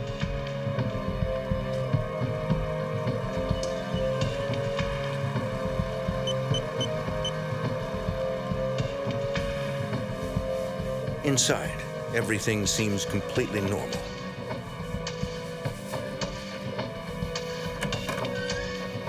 The janitors are too terrified to say anything. The life of an 18-year-old girl is at stake.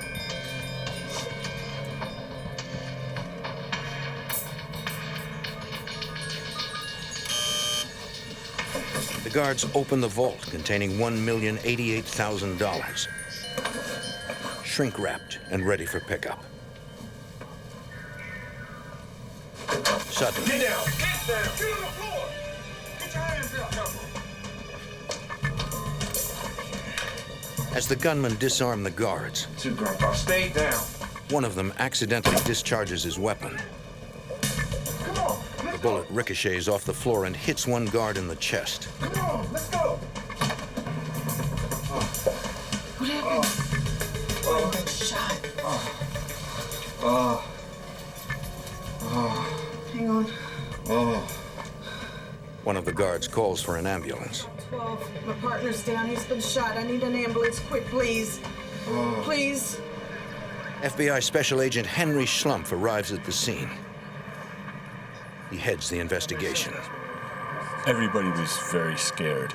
And, it took a little while to calm everybody down and to get a story as to what exactly happened.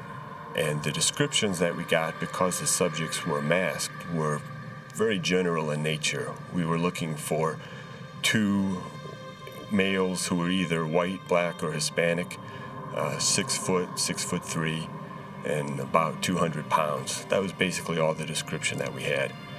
With little to go on, every detail is important. The janitors told us that when the subjects first entered the bank, they were a little taken aback at the number of video cameras that were in the bank. That indicated to us that they had not been inside before. This suggests that the robbery may not have been an inside job.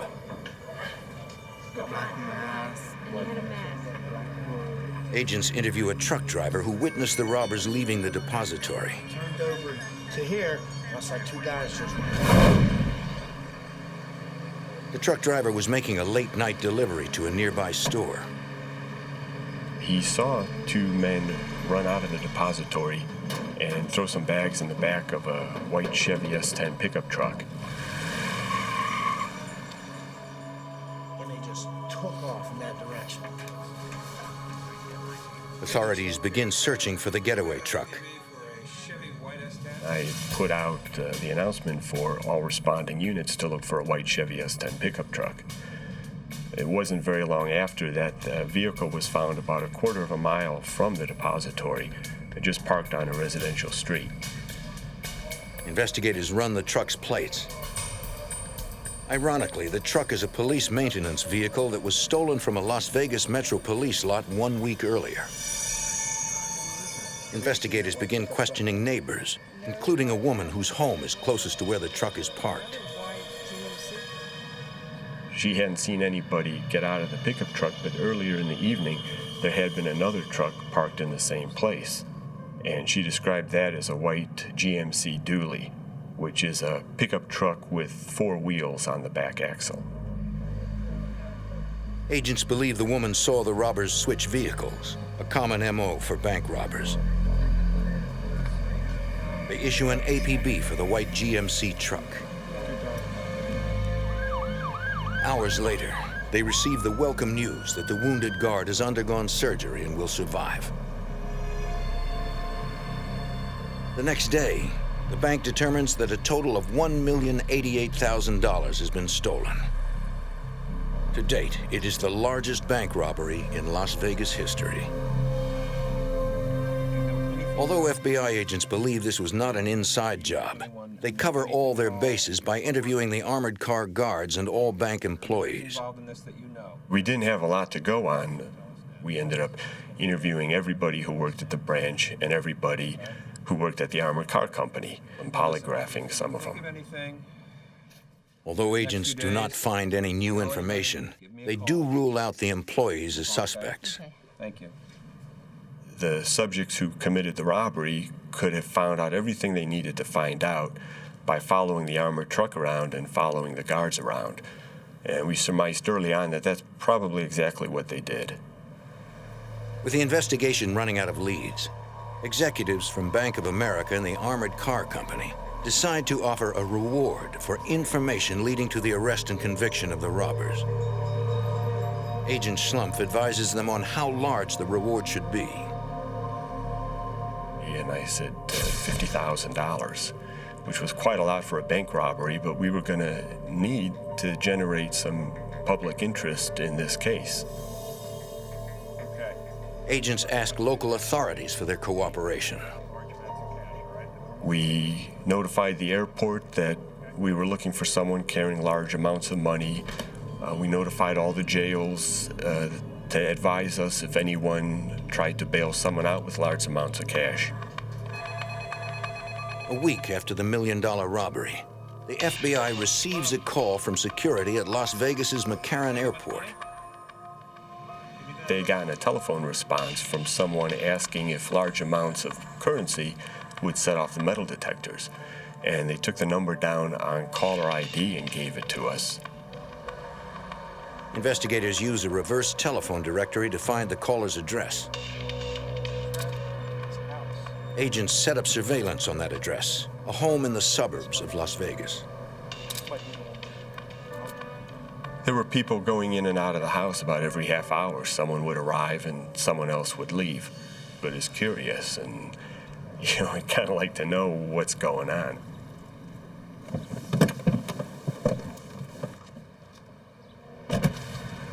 After several hours, agents decide to interview the people in the house. Hello, how are you? I'm Investigator Davis from the Las Vegas Police Department. This is Special Agent Reed.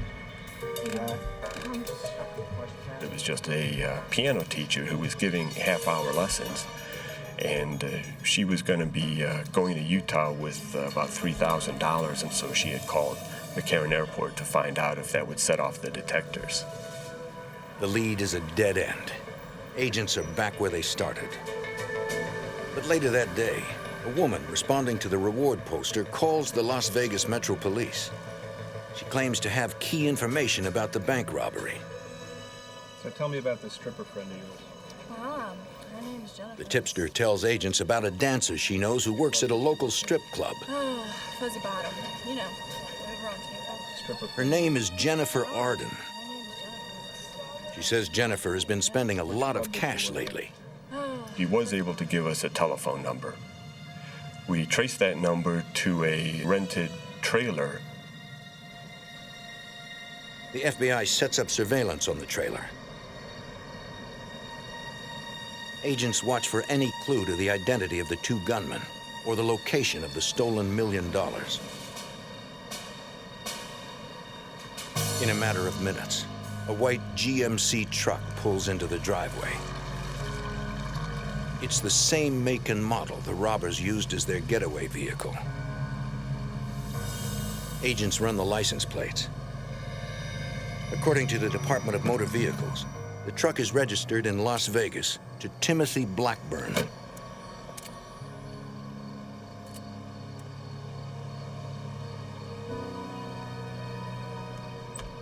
The driver enters the house and leaves minutes later.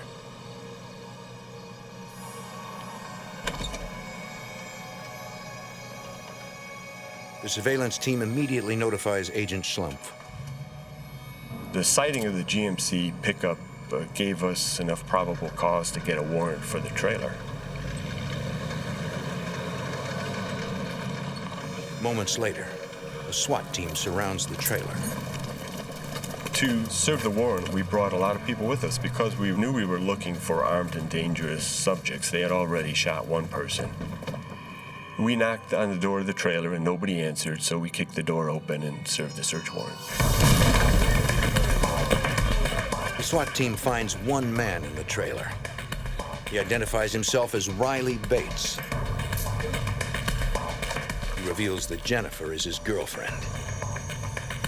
One team of agents begins searching the trailer for evidence, while another heads to the strip club to question Jennifer. FBI, I'd like to ask you a few questions, please. About what? You've been spending an awful lot of money. The exotic dancer told us that the money was her money that she had made over the past 4 years dancing, and that she didn't know anything about a robbery or anything else. Back at the trailer, agents continue to search for clues. In the bedroom, they find a heavy-duty combination safe. It looks brand new. The trailer was filled with trash, and it was not the kind of place where you would expect anybody with any money to be living. And yet here they had this brand new safe they had bought. What's the combination? Riley claims the safe belongs to his girlfriend, and only she knows how to open it. We'll find out.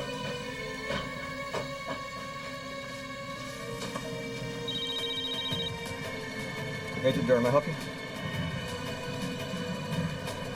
Jennifer, what's the number to the combination of the safe? The agent asks Jennifer for the combination. It's not my safe, it's my boyfriend's. But It's not she my says safe. Riley How would has I know it. the combination? Did you hear that? She said she doesn't know what the combination to the safe is. The safe belongs to her boyfriend. So we go back to Riley Bates and tell him that his girlfriend said he had the combination, so then he told us the combination. Yep, that's it. Inside the safe, the FBI finds $50,000 in cash and bags of marijuana. Selling pot. Riley insists that he made the money by selling marijuana and claims he knows nothing about the robbery. Agents strongly suspect he is lying. But with over $1 million missing, where is the rest of the money? Las Vegas, December 1998.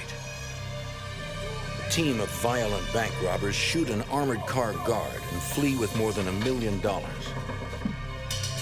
tip leads the FBI to a rented trailer and a brand new safe containing $50,000. Bunch of cash in here. Jennifer Arden, an exotic dancer, claims she earned the money dancing. Her boyfriend, Riley Bates, says he made the money selling marijuana. Now agents must find the rest of the money. Over $1 million in cash. The FBI calls in one of their top interviewers, Special Agent Brett Shields, to try to get the truth from Riley. Where's that money from? You're getting a lot of trouble here. We tried to remove him from his comfort zone and took him out to my car where he's a little bit more on edge. rather than at the comfort of his own home. Yeah. You're gonna get in a lot of trouble here. Yeah, Riley Bates was a shifty little guy. He knew he was in a tough position because we'd found the money in the trailer. He tried to maintain that it was profits from the marijuana that was found in the safe. It wasn't believable that he was that successful and he's still living in a single wide trailer. You're gonna be in a lot of trouble here, you know that? I don't know what you're doing. We had gotten convinced that we can help him out on the marijuana charges and he doesn't want to get tied up into the $1 million bank robbery. He said, I didn't commit any robbery. So now Agent Shields and I know, we're probably about 2 questions away from finding out who did. So we said, okay, Riley, you didn't commit the robbery, but I believe you know who did commit the robbery. And he said, my brother Robert and his friend Tim. It's my brother and his friend Tim. Really? Yeah. Well, where is Tim right now? I don't know where they are right now. Riley claims that he doesn't know where his brother Robert is. Where are they? But I don't know where they are. But inside the trailer, agents find gaming chips and receipts from the Luxor, a casino on the Las Vegas Strip. So we sent a couple agents to the Luxor, and they contacted management, and sure enough, Robert Bates was staying there.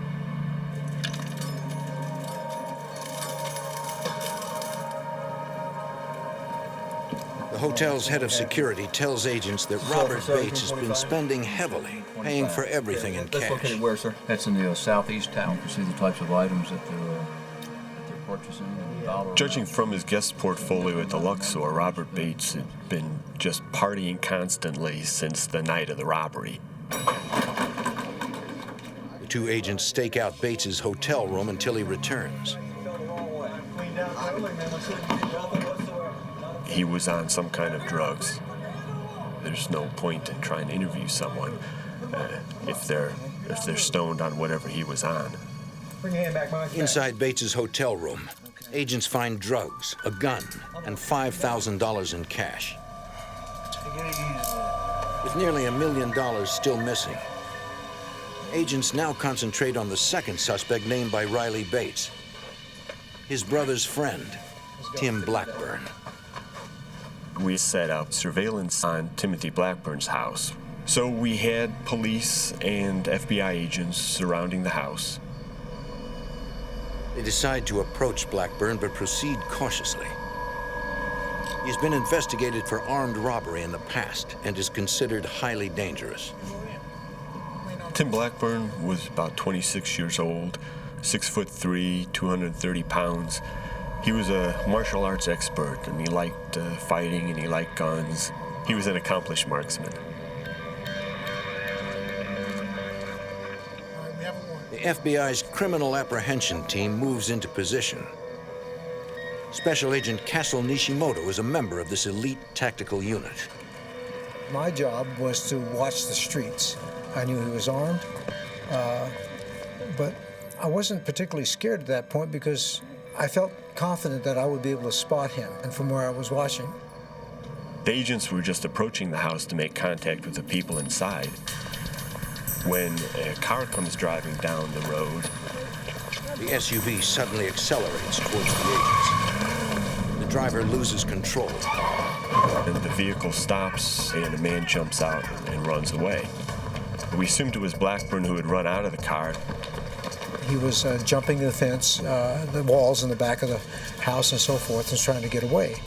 And so from that point on, we began to search the area. The driver of the vehicle is Blackburn's sister-in-law. Authorities take her into custody. The FBI and Las Vegas police launch a house-to-house search for Blackburn.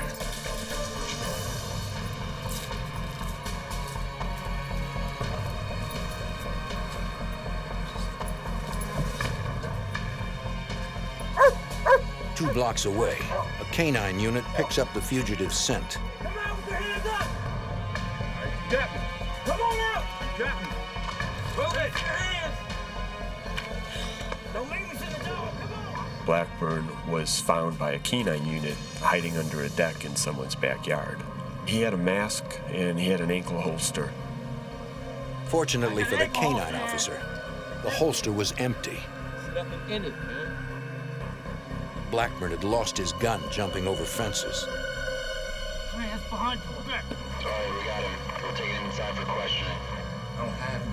We're gonna find this. Investigators searched the suspect's home while agents questioned Tim Blackburn and his wife, Sophia. Because I know that you know what's going on. I know that you know where the money is. Can you tell us where the money is now, where it's been put? They offer Blackburn a reduced sentence if he will admit to the robbery. I don't have any money. If you don't see it, it's not here. He refuses.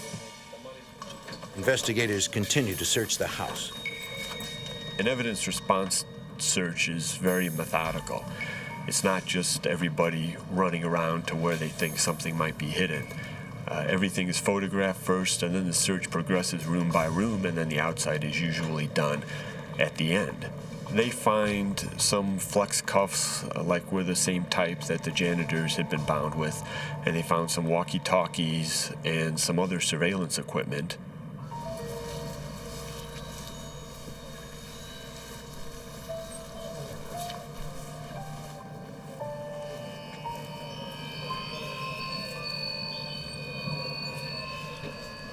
I got something here.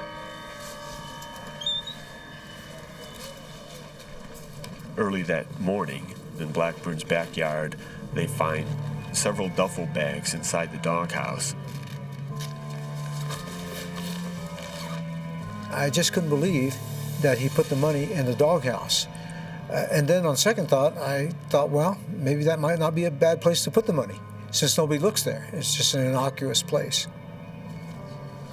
Investigators recover more than $900,000, 90% of the stolen money. It took about 10 hours to count it.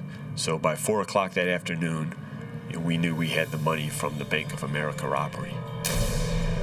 The U.S. District Court charges Tim Blackburn and Robert Bates with bank robbery, kidnapping, carjacking, and using a firearm in the commission of a violent crime.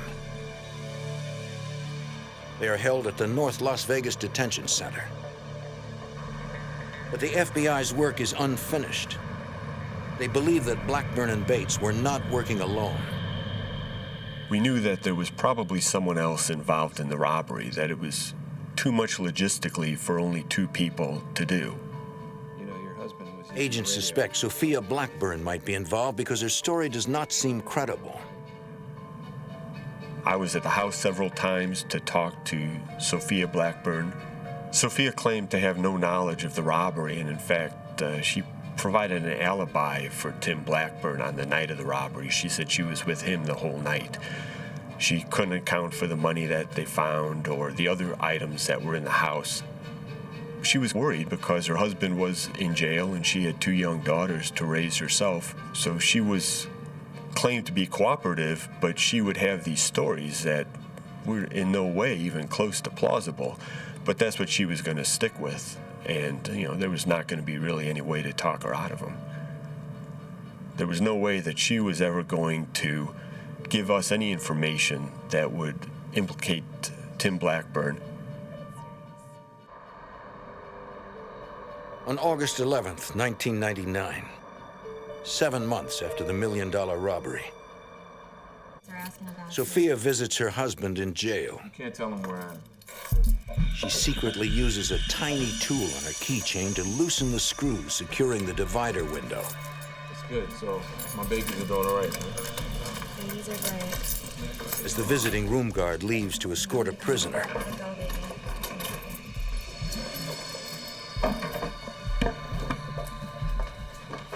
Blackburn removes the bulletproof glass.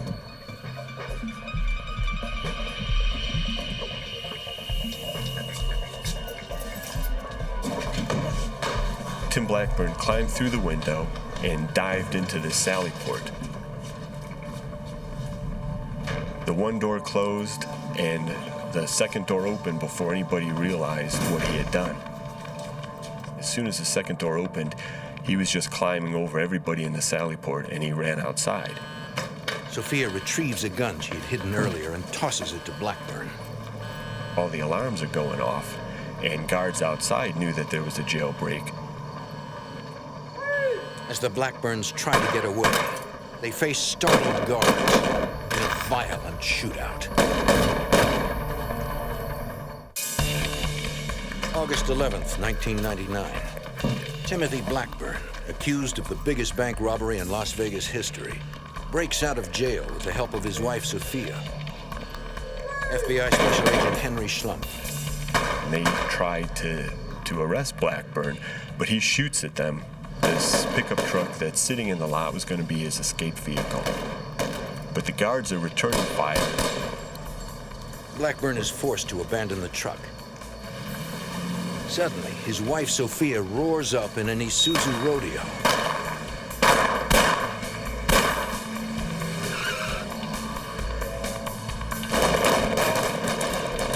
In a matter of seconds, they are out of range. It was hard to believe that Blackburn had actually escaped from the jail because although a lot of people want to escape from the jail and many attempted, very few actually get away. But it just pointed out again how unpredictable Blackburn was. Looking for leads, FBI agents Henry Schlumpf and Brett Shields tracked down the suspect's relatives. Blackburn was going to have to go someplace to get some help. Agents check out an apartment building where Blackburn's sister-in-law lives. Parked out front, they find the same Isuzu Rodeo used in the jailbreak. They run the plates and discover it belongs to Blackburn's wife, Sophia. We see the truck in the parking lot. So now our heart's racing just a little bit more. Adrenaline's pumping.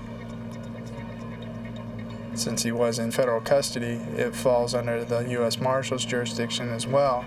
So I called some Marshal friends of mine. We're sitting on this truck, not knowing if he's going to come back out to this truck, and we're going to have a confrontation right there before the Marshals get there.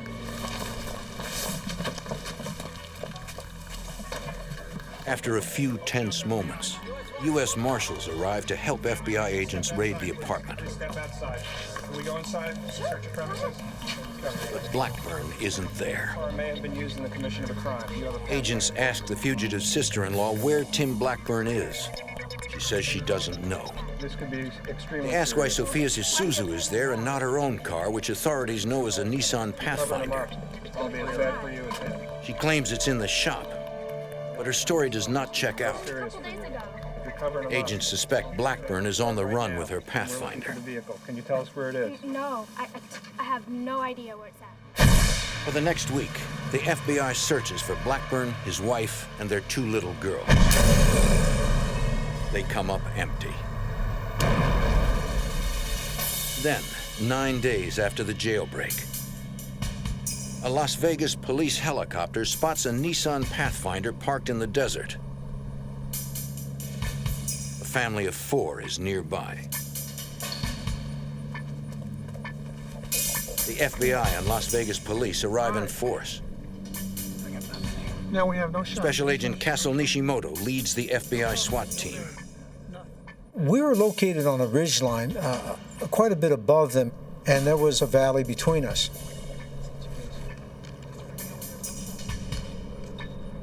We can see some people about half a mile away, too far away to identify them. If law enforcement tries to move any closer, they will have to move through an unprotected open space. We had to keep our distance from these people because if it was Blackburn, he is a marksman. Nevertheless, Agent Schlumpf daringly volunteers to drive down for a closer look. It did take some courage because the only coverage he had would have been the snipers. And they had at least 300 or 400 yards shot, as I recall.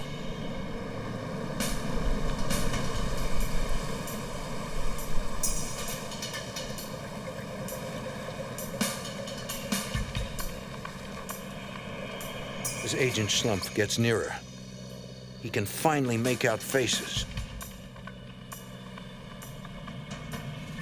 I could recognize that it wasn't Blackburn.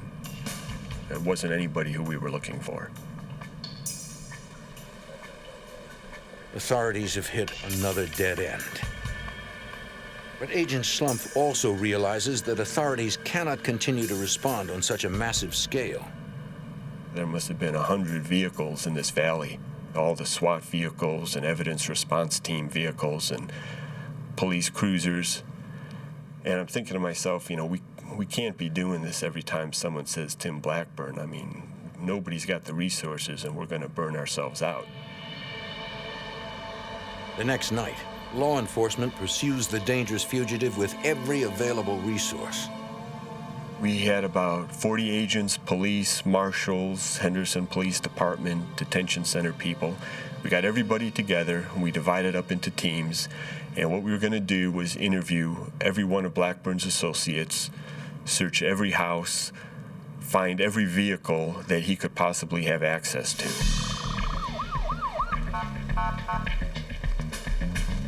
U.S. Marshals tell the FBI they have spotted the fugitive.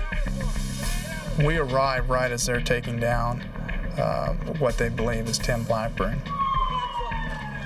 I could tell right away it wasn't Tim Blackburn, it was his brother. His brother is a younger, slightly smaller version of Tim Blackburn, very similar in appearance. As we're IDing him, what we notice is that his driver's license was brand new. He had just gotten it the day before.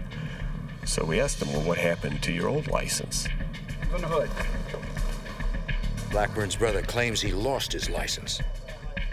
But agents suspect he gave it to the fugitive to use as a fake ID. In the car, agents find a note from Tim Blackburn. In it, he asks his brother to get him some money. A man who once had $1 million in his possession now needs a loan to survive. We decided to arrest him for aiding and abetting a fugitive. So that's what we did. We arrested Tim Blackburn's brother. Authorities also arrest Blackburn's sister-in-law for lying to federal authorities when she said her Nissan Pathfinder was in the shop. With 2 of his family members in custody, agents develop an ingenious plan to lure Tim Blackburn into the open.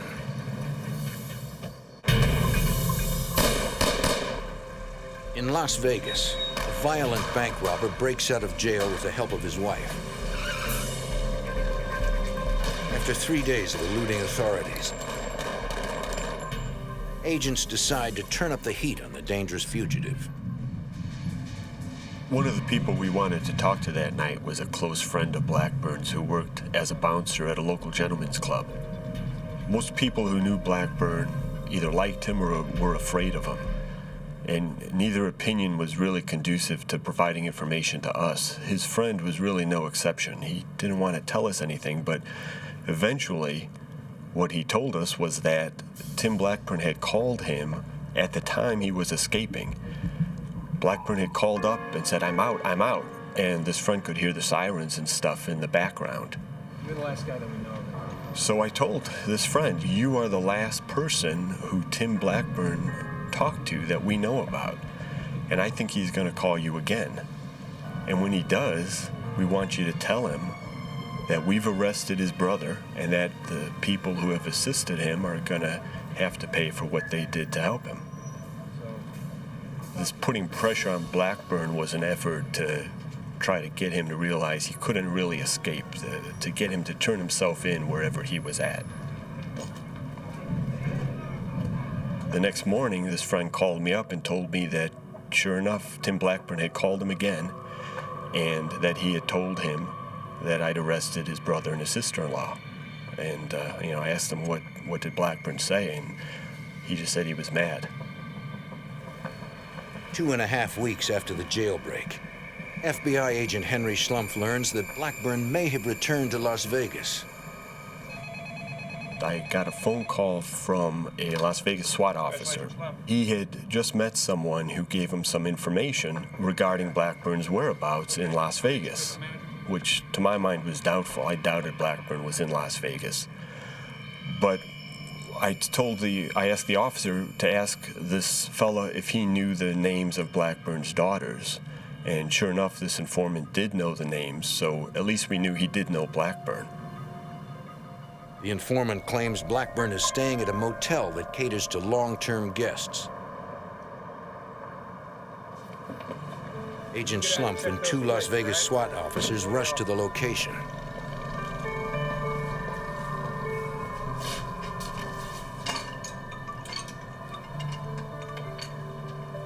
You seen these two before?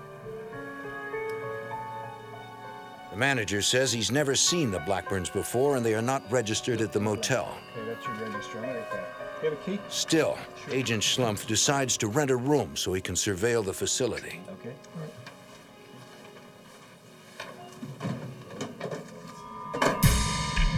SWAT officers call in the license plates of every vehicle in the parking lot. None of them are reported as either stolen or owned by any of Blackburn's relatives. The motel tip is beginning to look like another false lead. The FBI does not give up. They begin checking every apartment. So what we decided to do was to perform a ruse. We would have a complex security guard just start knocking on doors and notifying the residents of noise complaints. I'm there watching, and the door opens, and Sophia Blackburn comes out to talk to the guard. I couldn't believe it. There she was. She looked happy and smiling and well-rested, better than I'd ever seen her. She did not look like she'd been on the run for 17 days. Suspecting that Blackburn is hiding in the apartment, Agent Schlumpf calls for immediate backup. The criminal apprehension team and Las Vegas SWAT arrive within minutes. SWAT responded right away. More agents came, and a lot of patrol units, marshals came. And what we did was we started evacuating the complex. Every apartment was evacuated except, of course, for the one where we thought Blackburn might be. And then we did what we do in 99% of our fugitive cases. Our criminal apprehension team placed a call into the apartment. I need to talk to Timothy Blackburn. What they do is they tell the person in there, look, we know you're there. You're surrounded. There's no way that you can get out. So come on out. We just want to find a nice, peaceful way to end this whole thing. So I'm waiting for Blackburn to come out, and I'm deciding, where are we going to take him? Back to the jail he escaped from or to a different facility? And that was my mindset. If he was in there, he was going to come out. But he doesn't. Agent Schlumpf, he wants to talk to you. The apprehension team person was on the phone, and she says he wants to talk to you. Hello, Tim. And sure enough, it was Tim Blackburn. And my job was just to keep him talking on the phone, because as long as he's talking on the phone, he's not shooting anybody. When I first started talking with Blackburn, I was kind of commiserating with him, telling him, it must have been hard being on the run for the last 3 weeks. Hey, I took the kids to San Diego. Have you ever been So to San here he Diego? was, maybe 10 minutes from Mexico. And he didn't go there. He came back to Las Vegas. Agent Schlumpf cannot understand why Blackburn has returned, but is even more concerned that his children may be with him. Why don't we just talk about... Then his worst fears are realized. He hears the 2 little girls laughing in the background. There's children inside the room. Repeat, there's children inside the room. The SWAT team set up outside the apartment, and they were there to initiate a hostage rescue if Blackburn turned violent and started hurting any of the people in the apartment, Sophia and their 2 little girls. He says, Henry, I don't suppose you can just let us go. And I told him, I can't do that. I'm not going back to jail, man. I'm not going back to jail. Look, I don't want my kids to visit me in jail. Tim was set on not going back to jail. He said he just wasn't going to go back. And, after shooting a guard, there's no way any of that is going to go away. Schlumpf worries that Blackburn may be suicidal. Hey, Tim, it's time to come in, buddy. Authorities now face a dangerous scenario. A hostage barricade situation involving an armed man, his wife, and 2 small children. Look, I'm not going back, man. That's just it. I'm not going back to jail. I'm not going back. The FBI and police SWAT teams surround a motel just off the Strip in Las Vegas. A violent bank robber has barricaded himself inside one of the apartments.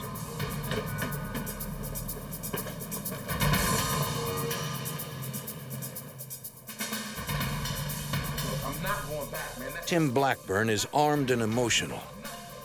Inside the room with him are his wife, Sophia, and his 2 daughters. Oh, you came back? FBI agent Henry Schlumpf tries to talk the desperate man into surrendering. Come on out. Although negotiators are present, Blackburn refuses to talk with anyone but Agent Schlumpf, who months earlier had arrested him for bank robbery. I'm not going back to jail, man. I don't want my kids to visit me in jail. Agent Schlumpf pleads with both Blackburn and Sophia to let the children leave the apartment. Slow it all down. Sometimes I talked with Sophia and sometimes with Blackburn. It seemed like maybe we were getting a little farther ahead talking with Sophia, but then when we take a break and she talked to Blackburn, we kind of have to start over again. He had a lot of influence with her, because he's her husband. She was afraid that if she were to leave with the children, that Blackburn would kill himself.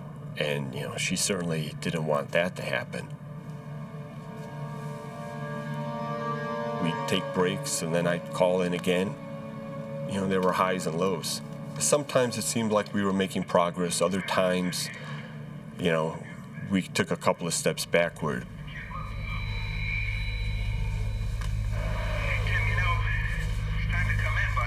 So, Henry, what's the best place to shoot myself in the head, huh?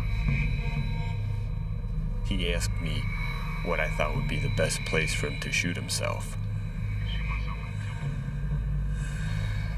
And I told him that we had a lot of other things that we could talk about and try to work out before it came to that. How are the kids doing? Blackburn says he put his daughters in the bathtub to protect them. For their own protection. But the SWAT commander is concerned.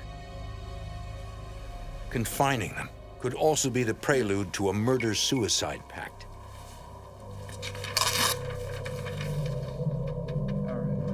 The SWAT team prepares to blow the door in case they need to rescue Sophia and the children.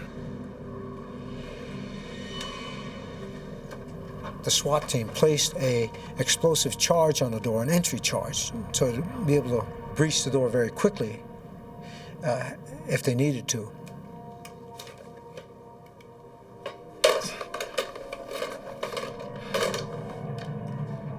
After 4 long hours of negotiation,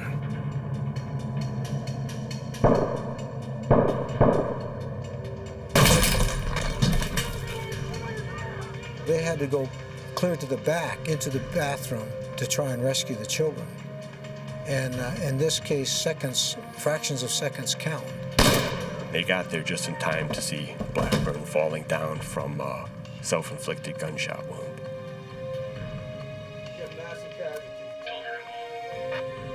they find Sophia dead. Both the children have been shot in the head and are barely alive. I saw them running very quickly to try to save the children. The SWAT team got them to the paramedics, but they died in their arms. I felt quite saddened that my fellow SWAT officers tried their best and yet wasn't able to save the children. Our mission was to save lives, and we were not able to accomplish that. It was just devastating. It was like the worst possible outcome.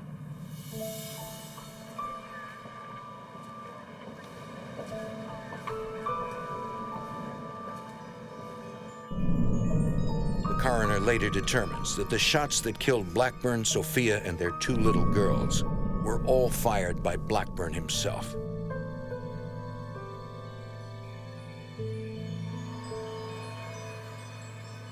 A few months later, in federal court in Las Vegas, Riley Bates and his girlfriend plead guilty to possessing stolen money. Because of their cooperation, they are sentenced to only a year. Blackburn's sister-in-law is sentenced to 1 year for lying to federal agents and impeding their investigation. Robert Bates pleads guilty to bank robbery and is sentenced to 24 years in prison. Today, Agent Henry Schlumpf has made his own peace with the tragic events caused by Tim Blackburn. He's ultimately responsible for everything that happened. He came back to Las Vegas to do exactly what he did. He came back to die. I don't think he was gonna ever come out of that apartment or let anybody else come out of it either. Las Vegas law enforcement will never forget the deaths of 2 innocent children. For them, the Blackburn case is all about lost hope and the tragedy of a desperate agenda.